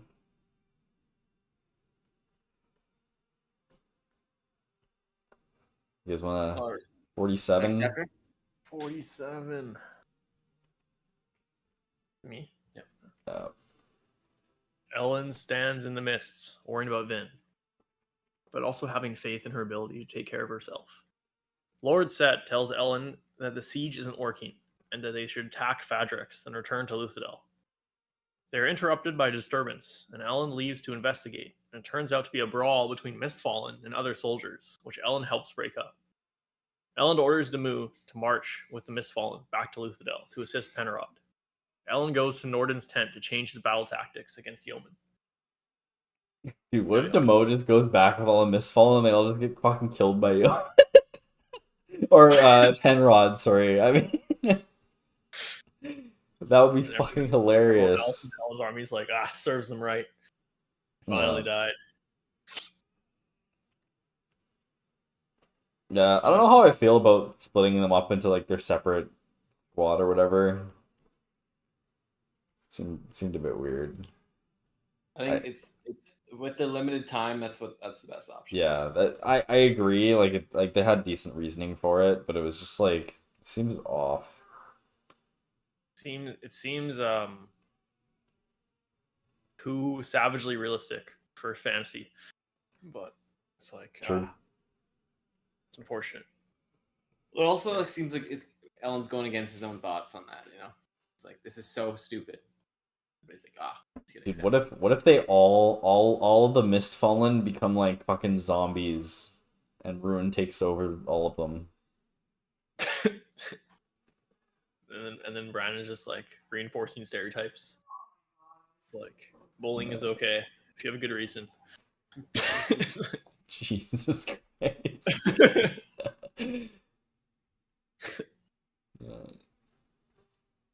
I'll take away 48. Sounds like I gotta read. Vin ruminates on all the knowledge she has about Ruin to try to figure out how to defeat it. Having no light, it takes her some time to explore the cavern. She finds the metal plate and reads it by touch. The Lord Ruler wrote that Ruin has spoken in his mind that he tried to be a good ruler and that he cared despite the fact that anyone read these words that meant he was dead and he had hid Ruin's body well and that Ruin is not omnipotent. Vin is startled as the cave door opens. Okay, I have a really random nitpick. Okay. But Let's hear it. like, you know how Vin is like hydrated and like running out? It's because they took the can opener from the cache. Yeah, that was so That was jank. what the fuck? Like, Wait, sorry, what like, was that? You they cut took out the a can ton. opener out of the cache. That's how they defeated her. So she had no way of opening the cans. Like, come on now. Can't you just like get a rock or something like that and open the cans? I do think that cans are pretty hard to open. Yeah, I feel like you gotta be able to open the rock or something. Yeah, if you threw it against the wall, I guess. Yeah, they did. But also, like, not even like I'm talking about like a normal human being, but like she is Vin. She does. Yeah, have you know. and Wait, it says she took a lot of her metal wait, to open. didn't up they the leave can. the earring? Yeah. Wait, did she have the earring down there? She can't eat the earring though. No, but she could use it to poke holes in the fucking tin. Oh no, I don't think she had the earring. I don't think she had the earring. Wait, but then how would Ruin be speaking to her? You don't give her the earring. Shit. Back after he took it out, after he captured her, after the wine. Oh yeah, drunk. right. Yeah, I know. I thought that was dumb. I was like, oh yeah, she's just gonna be trapped indefinitely in this cache, but she has infinite food and water. And it was like, Wait, but Yeoman made sure to take the can opener Yeah, as well. that was so good. I think that was. yeah. And how much energy it took for her to open like the 8 cans? Yeah, she's like, she used all of her pewter to open 8 cans, bro. Yeah. It's like, that is at least that's the most inefficient pewter use I've ever heard. Wait, so did Vin not have the earring in down there? She did have it. No, Yeah, she did. She did. She did? Okay. That's Yeah. That's pretty big if she didn't, because that would mean that Ruin is not talking to her through the earring. Yeah, no, I think Yeoman took it after the wine was drugged later on. Yeah, and then he gave it back, right? Yeah. Because there's kinda no way random. for her to lose the earring down there. Yeah, that makes sense. Yeah, and then well, when she was gone, when the earring was out of her head, Ruin wasn't talking to her. And then it was like right after she got given the earring back that Ruin popped back in, right? Yeah. Yep. Okay, 49. Zed researches how to refill the canals with water, withdrawing a book on engineering from his copper mines. Zed speaks in detail to Breeze about how canals work, which pleases Breeze since Zed is showing interest in his scholarship again. Breeze tells Zed to be himself and do what makes him happy. Breeze also expresses confidence in Spook's leadership through Zed, though Zed has reservations about him. He joins them and states that it feels wrong that Quellion hasn't attacked them. He says that Quellion comes to power by getting people to go into the mists and declaring all those who live were peer, and by killing nobles in the name of the survivor, though Quellion concealed the fact that no nobles died in the mists. Zed says that he is ready to start construction of the structures to redirect water to the canals. Gordel shows up to say Beldry has appeared, asking to speak with Spook. Beldry meets with Zed, Breeze, Alrian, and Spook in the Canton building, and pleads for them not to kill Quellion. Spook has the conference away from Beldry, then return and decide to hold her hostage while spreading rumors that she defecated from her brother. I thought that was so good. Yeah, I was like, sorry. They like go to the side, they like confer, like, so we all think the same thing. We gotta do it, right? It's just too easy, you know. Too off. I'm a good guy, but like, come on. What are you gonna do, man? Like, they're like, sorry, but like we kind of can't not do this. Like, it's like, oh, You came here, you're just Oh. like, of course not. They wouldn't let me come. You're like, bro, you can't be telling me these things, man. it's like you're Come on. Lie about something. it's like you're playing Root or something, and it's like I don't have any other option but to attack you here. Can you understand? If I did this, I'm fucked. If I did this, I'm fucked. It's just business. Yeah, this is a great chapter. I liked it a lot. Yeah, it was funny. More Szed being Szed too. I swear to God, if Zed, its arc ends with him being like, I like scholarship, after all. And then that's it, bro. I'm going to frickin' burn the book, man. Like, I'm so sad. Dude, I feel like Szed's got to have some, like... He's got to do something insane by the end of this book.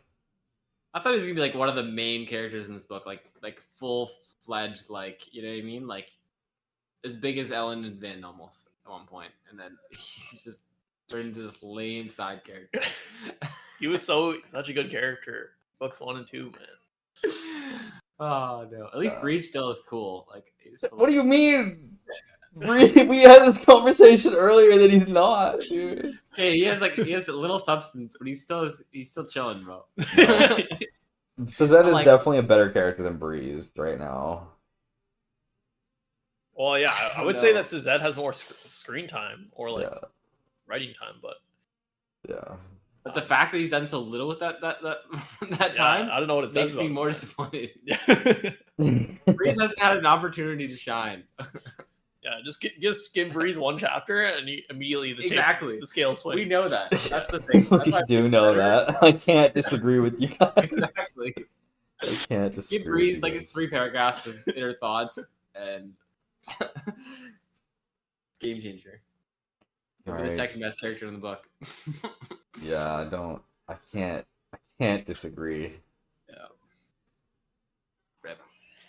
More Okay, Breeze. chapter 50. Vin uses her last allomantic vial and exits through the cave door past several men, using a steel push to try to escape using the ceiling trapdoor, but she fails because the trapdoor has weights on top to keep it from opening. The first man who entered dressed as a noble is Teldon Hastings, and he tells her that she will be freed from the cavern if she agrees to drink drugged wine. Vin tries to bluff Teldon, but he doesn't fall for it, so she takes the wine and falls unconscious. That was awesome. This is so good. good. Yeah. I like this. It's like, oh, fuck it, I guess. And then I loved how all of them were like so surprised, like, oh my god, she actually drank the wine! Holy fuck! Yeah, I like how her plan failed, but she like kind of anyways. She's like, if I burn Duralum, with Peter, it'll help me, but then it does, and then like immediately the drug's still lasting. So yeah, it was good. I like Teldon Hastings. Yeah. Yeah. Hey, you didn't like Ellen before. I like Teldon Hastings, which is like Ellen before. I think Ben just says that. He's like telling. Didn't Ellen say that too? Yeah, they both say that, but I don't agree. I don't agree with it either. You don't agree with the main characters. Ellen's wife and Ellen himself. Hey man, you act as if they're real people. They're not. They're characters. And you gotta admit that this is like. I feel like Ellen would not act like this. Wait, he totally would though. He totally would. I think you just didn't get a chance to. Wait, Ellen literally fucking did this exact thing at the night that the Lord Ruler was killed. I don't remember. He gave himself up to try and make peace with the Skull Rebellion. Yeah. Oh yeah, he did do that. Yeah. Yeah, this is literally a textbook Ellen play right here. All right. Yeah. Fair enough. And he was debating with Ellen about like that he wasn't as like he was debating against his Lord Ruler tendencies, and like he had all the like Ellen's pre-Ellen's becoming emperor like viewpoints on Yeah. everything without being Yeah. corrupted by power. Like he had all those perspectives, so I see why he would be like pre-Ellen. Yeah. Chapter 51. 51.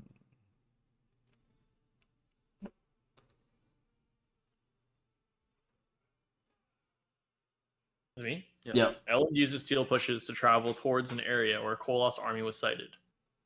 He locates the army attacking a village and starts fighting and killing Koloss. After a while, he uses a duralumin pole to successfully control the army. Then he returns to his camp. Big move by Ellen.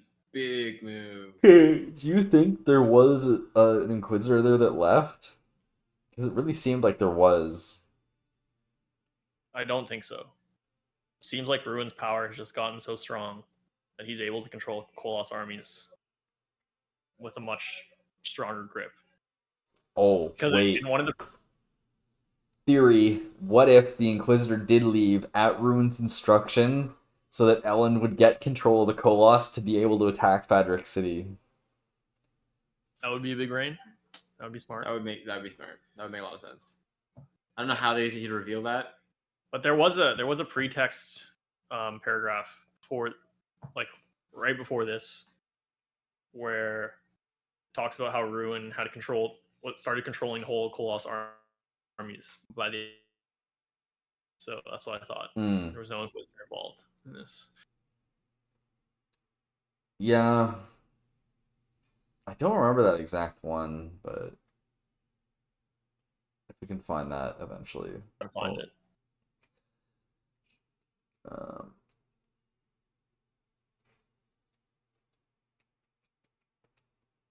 Yeah, I found it. Okay, so the chapter 48 pretext. Once freed, Ruin was able to affect the world more directly. And then it goes on for a bit, and then it says, where he had once influenced only a few select individuals, he can now direct entire Koloss armies.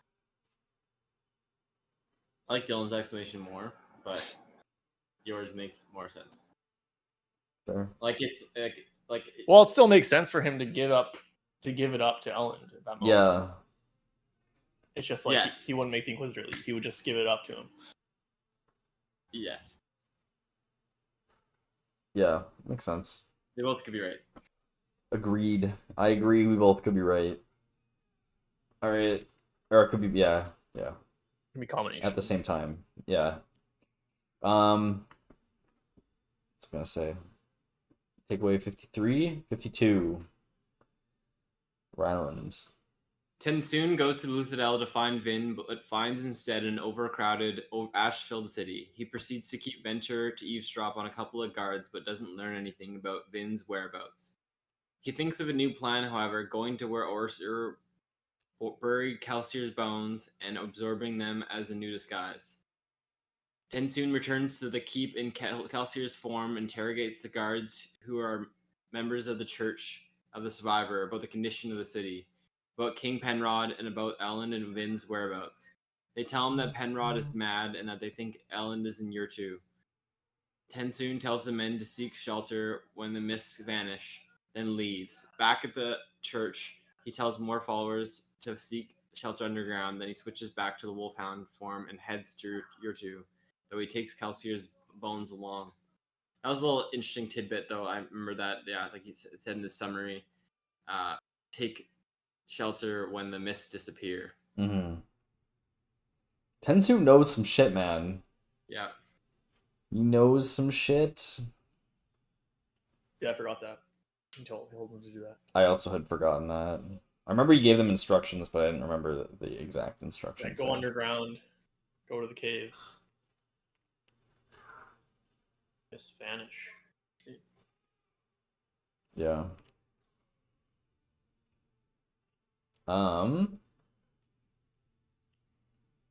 Yeah, man, they really paint this like bleak ass fucking picture of just like Ellen left and now everything has just fallen to fucking bits everywhere. Yeah. Well, also Penrod's being controlled by Ruin. Yeah. Exactly. But it sounded like things are going downhill even before that. Yeah. Just Yeah, brutal. the smell of excrement in the streets. Yeah. City overflowing with people camping out in the church, just praying constantly. A wolf That's walking rough. around, no one cares. Yeah. Yeah. The whole Kelsier coming back thing was pretty cool. Him grabbing Kelsier's bones and being like, Yeah, even though I loved how sus he was too, and then the guards didn't care. He was like, "Where exactly did Vin go?" They're like, "Oh, she might have gone with those people." It's like, "Oh, cool. Where did those people go?" And he's like, yeah, it was fucking hilarious. I really thought that was, yeah, it was super funny seeing Tensoon as Kelsier. "Okay, 53. Spook talks with Beldra, who tells him that she is half Ska and that she was going to be executed, but was saved when the final empire was overthrown. She says that Spook is like Quellion, but he denies this. Spook speaks of his life in Kelsier's crew and of Sazed and Breeze, allowing him to give orders even though he feels like he isn't really in charge. He speaks of Vin and Elend and promises to try to save the city and not harm Quellion, then leaves. Spook promises trade contracts and a big fucking title to Dern in exchange for his help in clearing up the canals. Canals, so people aren't drowned when they are refilled. Spook and Dern go to various taverns to meet with townsfolk and varnish Spook's reputation. I really liked Spook's dialogue with Beldra here. Yeah, that was really good. Very solid from Spook. Finally seeing some internal fucking dialogue from this man and his Good thoughts dialogue. and feelings. Yeah.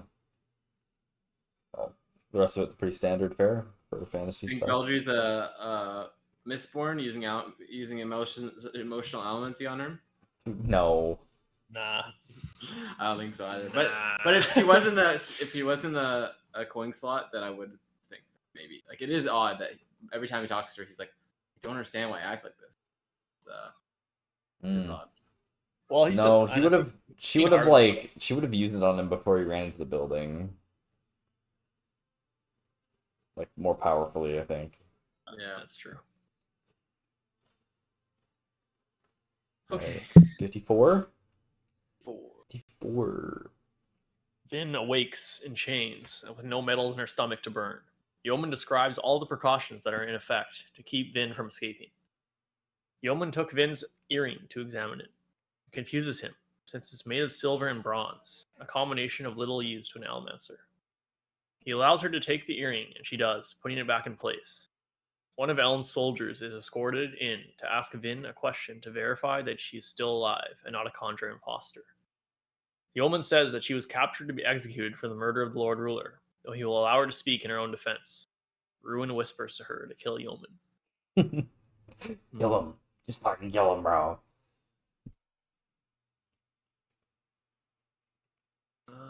Yeah, I guess we already talked about this. Yeah, not too much here. Move on.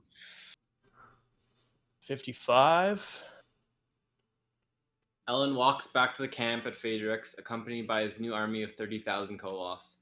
He feels heavily burdened by the hardships of his job and kneels down in the ash, ready to give up. The mist figure appears, kneeling next to him.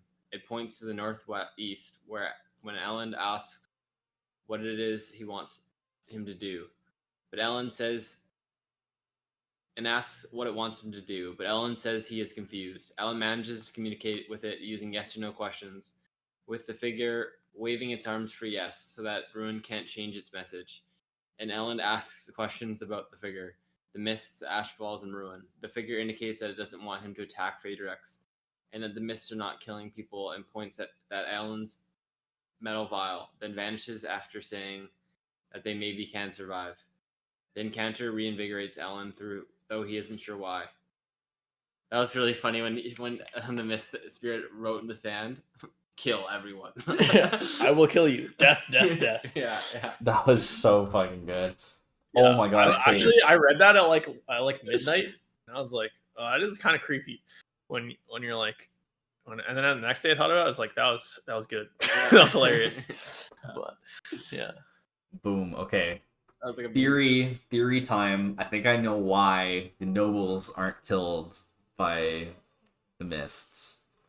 It's because the nobles, it's in their line of blood that allomancy is capable of happening, and that's the power of preservation, right? So all the nobles have some kind of link to the power of preservation, so they can't be killed by Ruin's power in the mists, I think. That makes sense. good theory. Seems, yeah, makes sense. And then maybe it's similar with the Terrace people because they have Furukami genes. yeah. Although I don't know how Furukami, maybe it has to do with like maybe Furukami is like a different shard's power, and that also stops. Isn't it confirmed preservation, or is it not? We don't know anything. I don't think we know anything about Furukami. I think, wasn't it that Furukami was a thing before Ruin and Preservation? You might be right. I can't remember. I feel like I read that somewhere. This was in some like pretext thing. Yeah. So. Yeah, I feel like I forgot. Yeah, maybe it's the influence of another shard, Furukami. Forgot that the Mist Spirit said something about the metal vials in relation to the mists killing people. Yeah. I wonder what that means. So yeah, maybe trying to point out allomancy, use of allomancy, maybe. Just Dylan said. Oh, using allomancy drains power of other people. No. That would be completely unpreservation. Yeah, it's true. I was thinking of some Sekiro Shadows Die Twice shit. Oh shit. Jeez. Dragon Rot. Dude, that was such a crazy. These last ones were absolute crazy prefixes. Like, I don't know why Preservation decided to use his last bit of life appearing to Elend during his trek back to Fadrex. The weird part was like a dead body falls out of the sky. Yeah. Where the Mystery was, and then just died. That's weird. Yeah, I wonder what Elend would have done had he known that he was in the presence of a dying god, that on that night he had been the last witness of Preservation's passing. If he'd waited just a few more minutes on that ashen field, he would have seen a body, short of stature, black hair, prominent nose, fall from the mists and slump dead into the ash. Jesus. As it was, the corpse was left alone to be buried in ash. The world was dying, its gods had to die with it. Crazy. Freaking Wait, crazy. Is that foreshadowing right there? Its gods had to die with it? Bro, is Ruin dying by the end of this book? Ruin is dying and the world's dying? Maybe? Dude, Ruin's L for Ruin. Bro. Alright. 86? You guys got anything else to go about here? No. Alright. Who is it? Spook works on a plan for Quellion to reveal his allomantic ability. He discusses the plan with Beldra, who allowed to write a letter to Quellion to convince him to not oppose Spook, and he gives permission. Gordel summons Spook to alert him that the citizen soldiers left the Canton building, and Spook sends scouts to investigate where they went. Zed watches as his water flow control system is built, and he thinks the workers are working effectively. Okay. Spook tells Zed that there are riots in Urto, and he senses Zed's doubts in his ability, but professes that he still has faith that even if he fails, there is someone watching over events that will make them work out okay. So Zed realizes that he needs faith as well.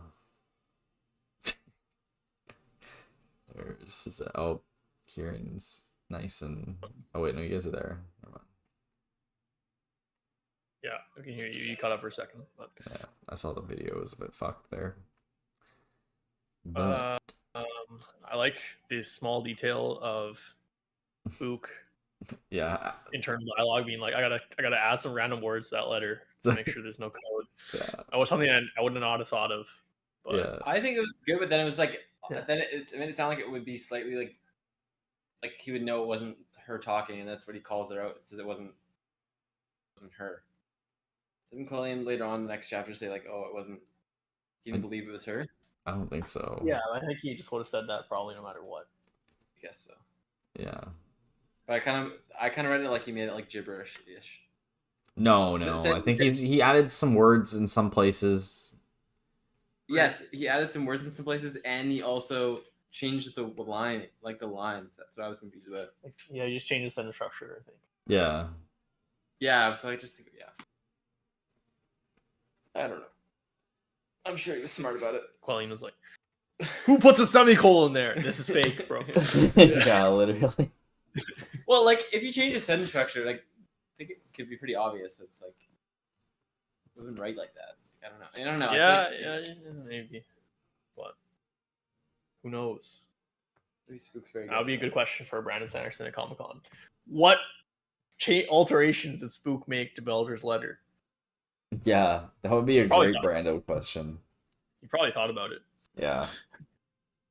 For him to add it, he needed to have thought about it at least a bit.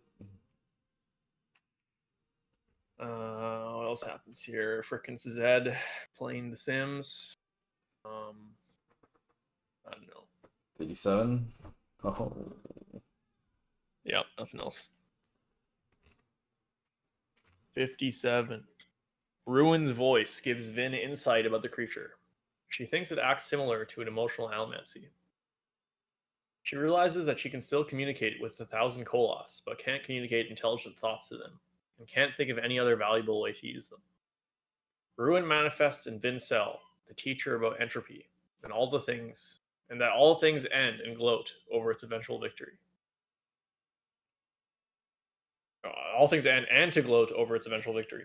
Vin senses human emotion from Ruin, and thus weakness, which he thinks may be exploited somehow. Ruin says that Vin and Elend are valuable because they are good at destroying things due to their passion and dynamism. Vin asks what Ruin did to the other force that was opposing him, and Ruin replied that while preservation was once a cage, and the bargain was completed. Ruin tells of how he and preservation together could create, with a promise that Ruin could destroy their creations.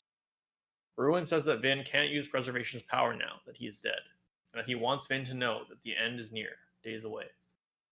Vin thinks Ruin has won due to Vin's imprisonment, making her realize that she must escape soon to foil Ruin. Now I'll start trying to get out of here. Yeah. Oh my god. Yeah, that was a bit lame. It's like, oh shit, now I really have a reason to get out now. Oh boy.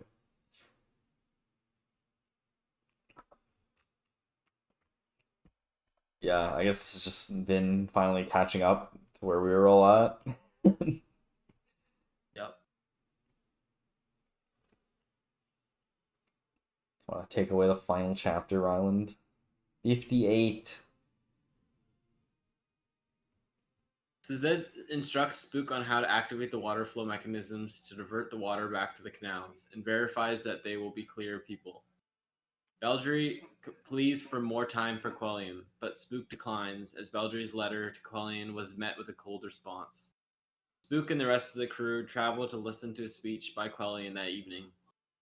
Dern. Dumb. I know, from here it looks like dumb completely. Dern tells Spook that the citizen plans to denounce him and attack his soldiers at the Canton building. During the speech, Spook hears signs of unplanned riots, and at this point, Dern's men started a disturbance, and Gordel's soldiers rush the stage to engage Quellion's guards, and Spook himself goes to confront Quellion. He's urged by Kelsier to kill Quellion, though he sees Beldry in the crowd and hears her say for him not to hurt her brother. Then he is struck by a coin and realizes that Beldry is a coin shot, and the crowd notices this as well. The crowd pushes Beldry to the stage after roughing her up, and Kelsier urges Spook to kill her and take her power.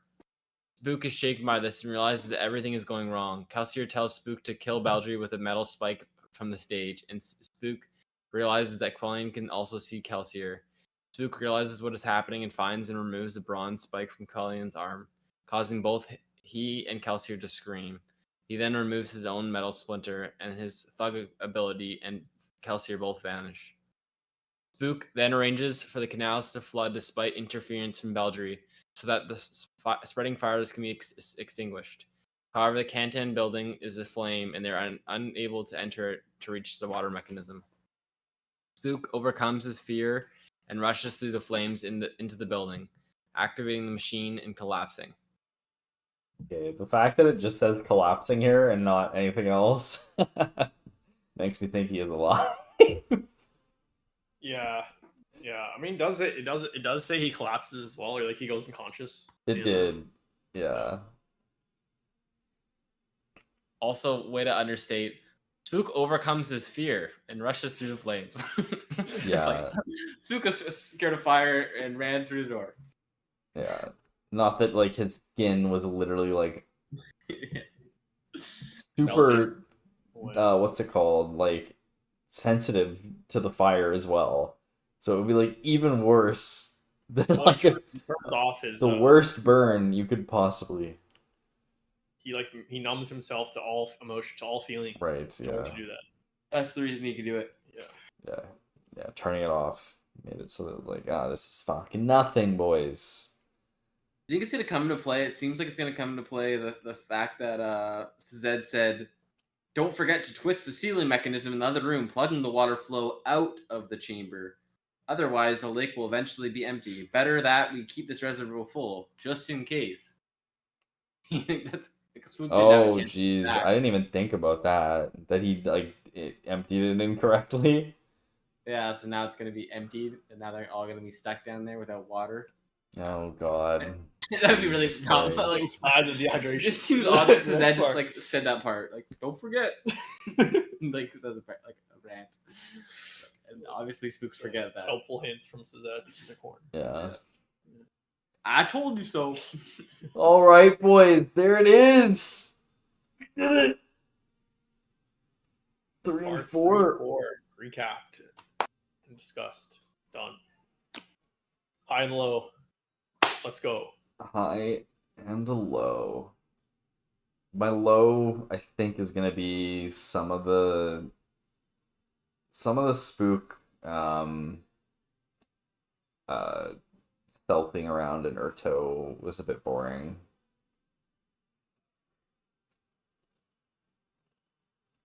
It had ups and downs for sure. Like some of it was super interesting, and other parts of it felt like they were so disconnected from what was happening in the rest of the book. I don't know, the whole Urto plot. I'm a bit iffy on. Oh, wow, that's cut out there. Yeah, the whole Urto plot. Like I see what you guys were saying earlier about the whole like we needed some more grounded part of the story, but I feel like at this point it feels too different than what's happening elsewhere in the book, that it feels a bit disconnected. And they're still gone. Oh no. They've disappeared. Feeling a bit disconnected from the rest of the book. And then what would my high be? Let's think of high as well. They're gone here. Disconnected.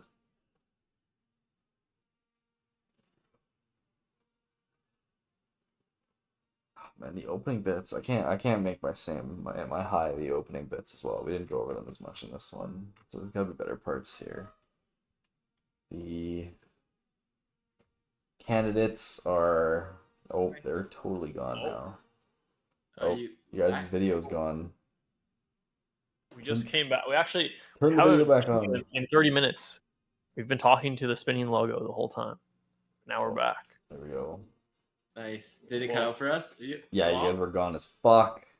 I was chatting about how Urto was kind of boring, and I understood your guys' point from earlier that you needed the more grounded area instead of like super abstract, but it still felt very disconnected from the way that the rest of the book was being described, that I felt like it felt too disconnected for me.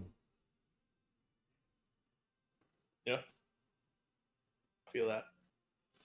But mainly, I think, as we talked about before, my low was the lack of Breeze and Sazed things to do and character development from them, which was part of what made Urto a more painful read at points.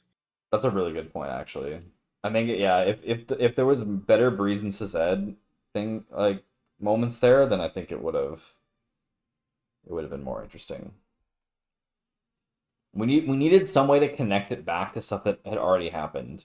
Like, Spook was basically a non-existent character before Urto, and then now he's just like massive big character and in a new city, and the only ties back to stuff that we've already seen before basically is Breeze and Sazed, who are pretty much not there.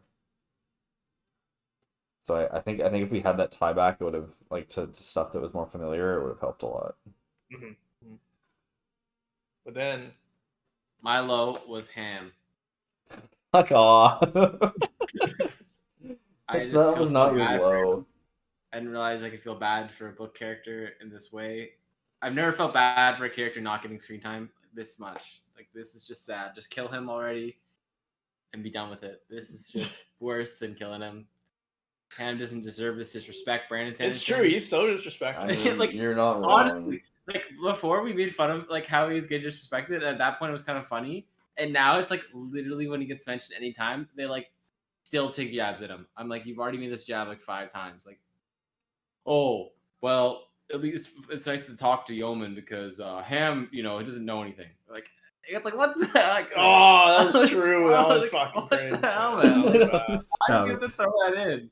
Okay, wait, there was some internal dialogue I think Ellen had at one point where it's just like he was kind of like making it that like he kind of wants to be debated against, like Ham kind of wants to be kind of shit on all the time. It's from book 2, I think someone said That was in this book, I'm pretty sure. In this part, I think. Oh, okay.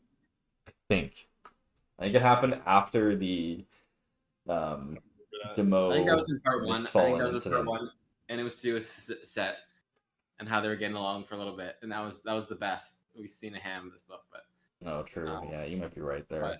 but anyways, other than that, it's just I just don't understand. It doesn't fit in with Brandon Sanderson's writing in Stormlight Archive and in Mistborn trilogy. Like, to me, it's like that extensive. It doesn't make sense to me that he's shitting on Ham this much. Like, feels like it's the same shit that he's shitting on for the same reason over and over and over again, and like, Yeah. it's like it's him. That's his character, and you made him, and like you like gloated about his character in the first book, and then, like, Yeah, and you he's just shit on for that. and those are his only moments. His Yeah. only moments are that. Yeah. Yeah, I know. In a world where Brandon Sanderson can make even the small side characters the most likable character in the book, it feels like at that moment, Ham feels like a serious oversight. I'm Yeah. jumping on. Okay, I'm not gonna lie. I was about to be like, okay, guys, but like maybe there's the opportunity for him to come to be like a character in the next book, and I'm like, wait, there isn't a fucking next book. We have one part left for this character, and it's like, yeah, it's over for Ham, bro. Okay, if he doesn't have a big part in this next part 5, which I don't think he's gonna. No. That Okay, is the low of this year. I got a theory, boys. Dude, we're gonna get Ham flashbacks in the next sequel trilogy or quadrilogy or whatever it is. In Era 2, we're gonna get the Ham flashbacks. Brandon Sanderson will finally realize Ham was forsaken in the original trilogy. Yeah. I could see there being something like, honestly, with Brandon, like it just seems so odd what's happening that I could see. I doubt it's gonna happen, but like that he's on Ruin's side the whole time, and like we like flashback of like Ham's fuck with Ellen and Vin like if this he's whole on time. Ruin's side the whole time, that's literally the worst possible. When he's been like sneaking around, like screwing with everyone around. There's no way. I don't think There's so, but, no like, way that that's the case. Why is he such a like? Why is this happening? You know what would have been awesome if Demu and Ham and the army had like an actual like POV chapter. Yes. Oh, that would have been so good. Yeah, what if there was like a Demo versus Ham philosophy, arc? like their philosophy of like training soldiers just clashing, like that aspect of it. Like, yeah, you just save 2 characters that has an active role You feel like he's like actually doing what he thinks is right. Sam, you do nothing. Agreed. You got what are your I'm glad you guys highs? feel a little bit more. Yeah, you fucking you made me think, man. I thought about it and I was like, you know what? Fuck this storyline, bro. Yeah, it's actually really bad. I I've been talking about it a lot. I can't disagree with you, honestly. At the beginning I was like, fuck you, that's not the worst part, and then no, you've convinced me. You've convinced me. I was like, what? I'm like, I should have picked that. Yeah. But also Dachshund in the last book too. I just want to remind everyone how shit that was. That was so bad too, eh? Yeah. The Dachshund death was definitely I don't have time to do anything with this character, so we're just gonna kill him now. And they should have done that with Ham too. Yeah, I think maybe like Brandon Sanderson gets excited about an idea for a character, but he doesn't think about how that person's arc's gonna go and how they're gonna die and stuff like before he was writing them in the Mistborn series. Like I think in Survivor Archive he really thought about the whole character arc. Yeah. When he made the characters, there was no like unsatisfying endings like this. Like I feel like he's like, oh, Ham would be a really cool character to put out some philosophy, and then like, and now we're just gonna shit on him for the rest of the series. Oh, Dachshund would be really helpful as like the person who organizes it all that isn't Almancer. And then like he like loses his purpose right after that. You know, his parts of because you hear about a warrior philosopher in the first book. You're like, oh man, this guy's gonna be one of my favorite characters. Yeah, so many cool things to say. He's just gone. He's not present at all. Yeah. Not only that, there's gotta be some like good discussion online about Ham as a character. Yes. Yeah. We can't be the only ones. Read 4 to 7. Maybe he's in there. Yeah. Well, I mean, yeah, the fact that he admitted that Sazed was the hardest challenge of this whole trilogy shows that he was like, he didn't have the whole thing planned out for every character from the start. So, anything else? Who's most likely to die next? No, we gotta go to our highs, boys. I missed highs. Oh. Yeah, because there were no fucking highs in this part. No, I'm kidding. Options. There's the Sazed, or what's it called? Spook's fight at the end with Quellion, and that whole reveal was pretty cool. The reveal that Readin has been ruined the whole time. Good. No, okay. My favorite part, I gotta say it. Spook's evolution as a character, I think, was easily the strongest part of part 3 and 4. Great pick. It's a good pick. I don't think there's anything else I can really pick. Everything else is kind of good to mid. The redemption of Spook is a good one because of how hated he was. Dude, he was so bad, and now he's so good. Yeah. Okay, he's actually not so good. He's good. Like, yeah. He improved a lot. He had a long. A bunch of other characters got so much worse that you're like, oh, I'll take what I can get with Spook, man. He's pretty good right now. Yeah.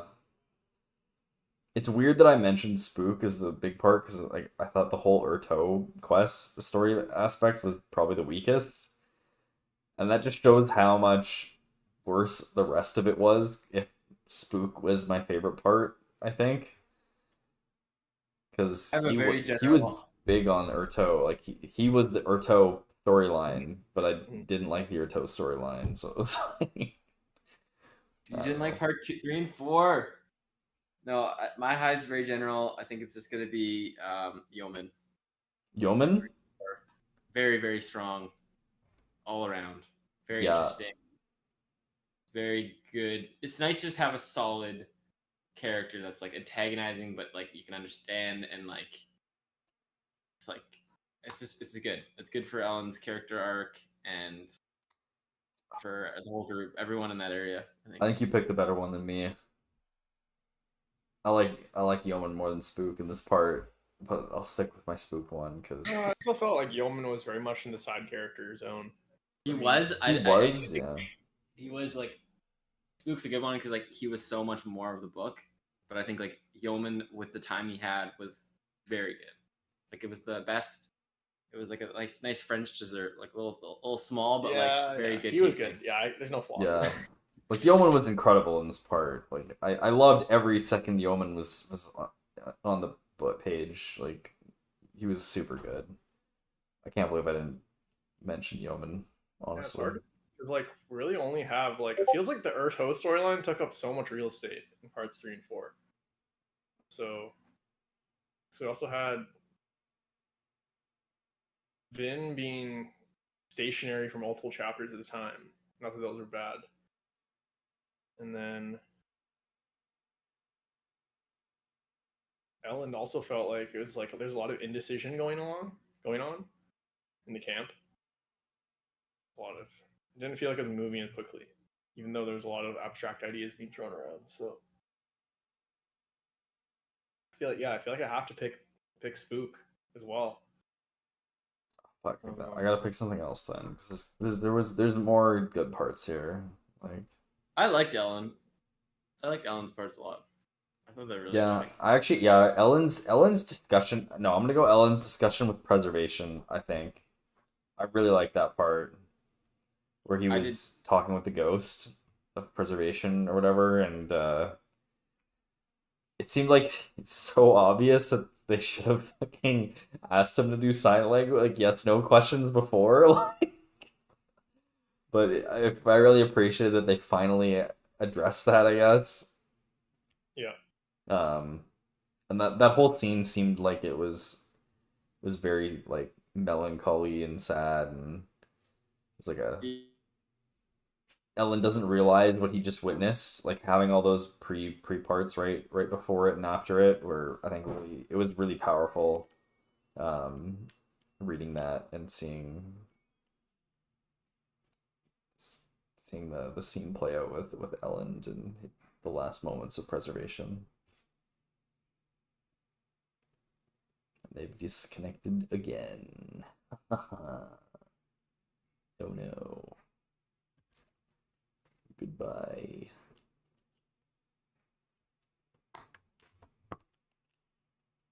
Where are they at? Off they go. Disconnected.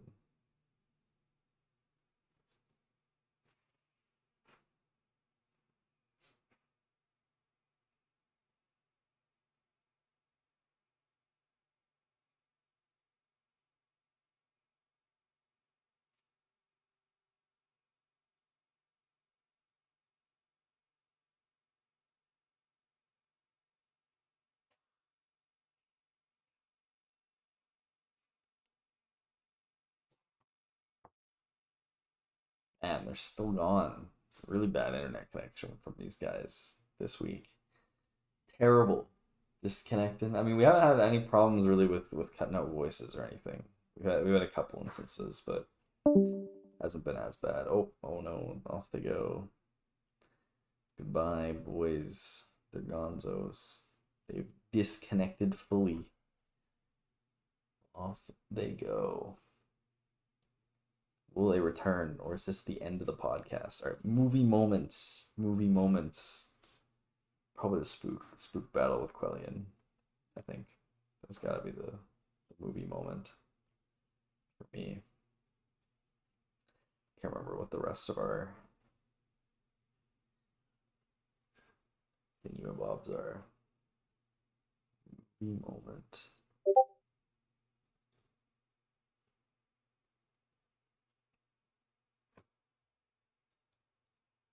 Anyways, yeah, I am after this fucking podcast. I'm gonna start reading the out of this part 5 right here. You're gonna go hard. It is gonna be finished tonight.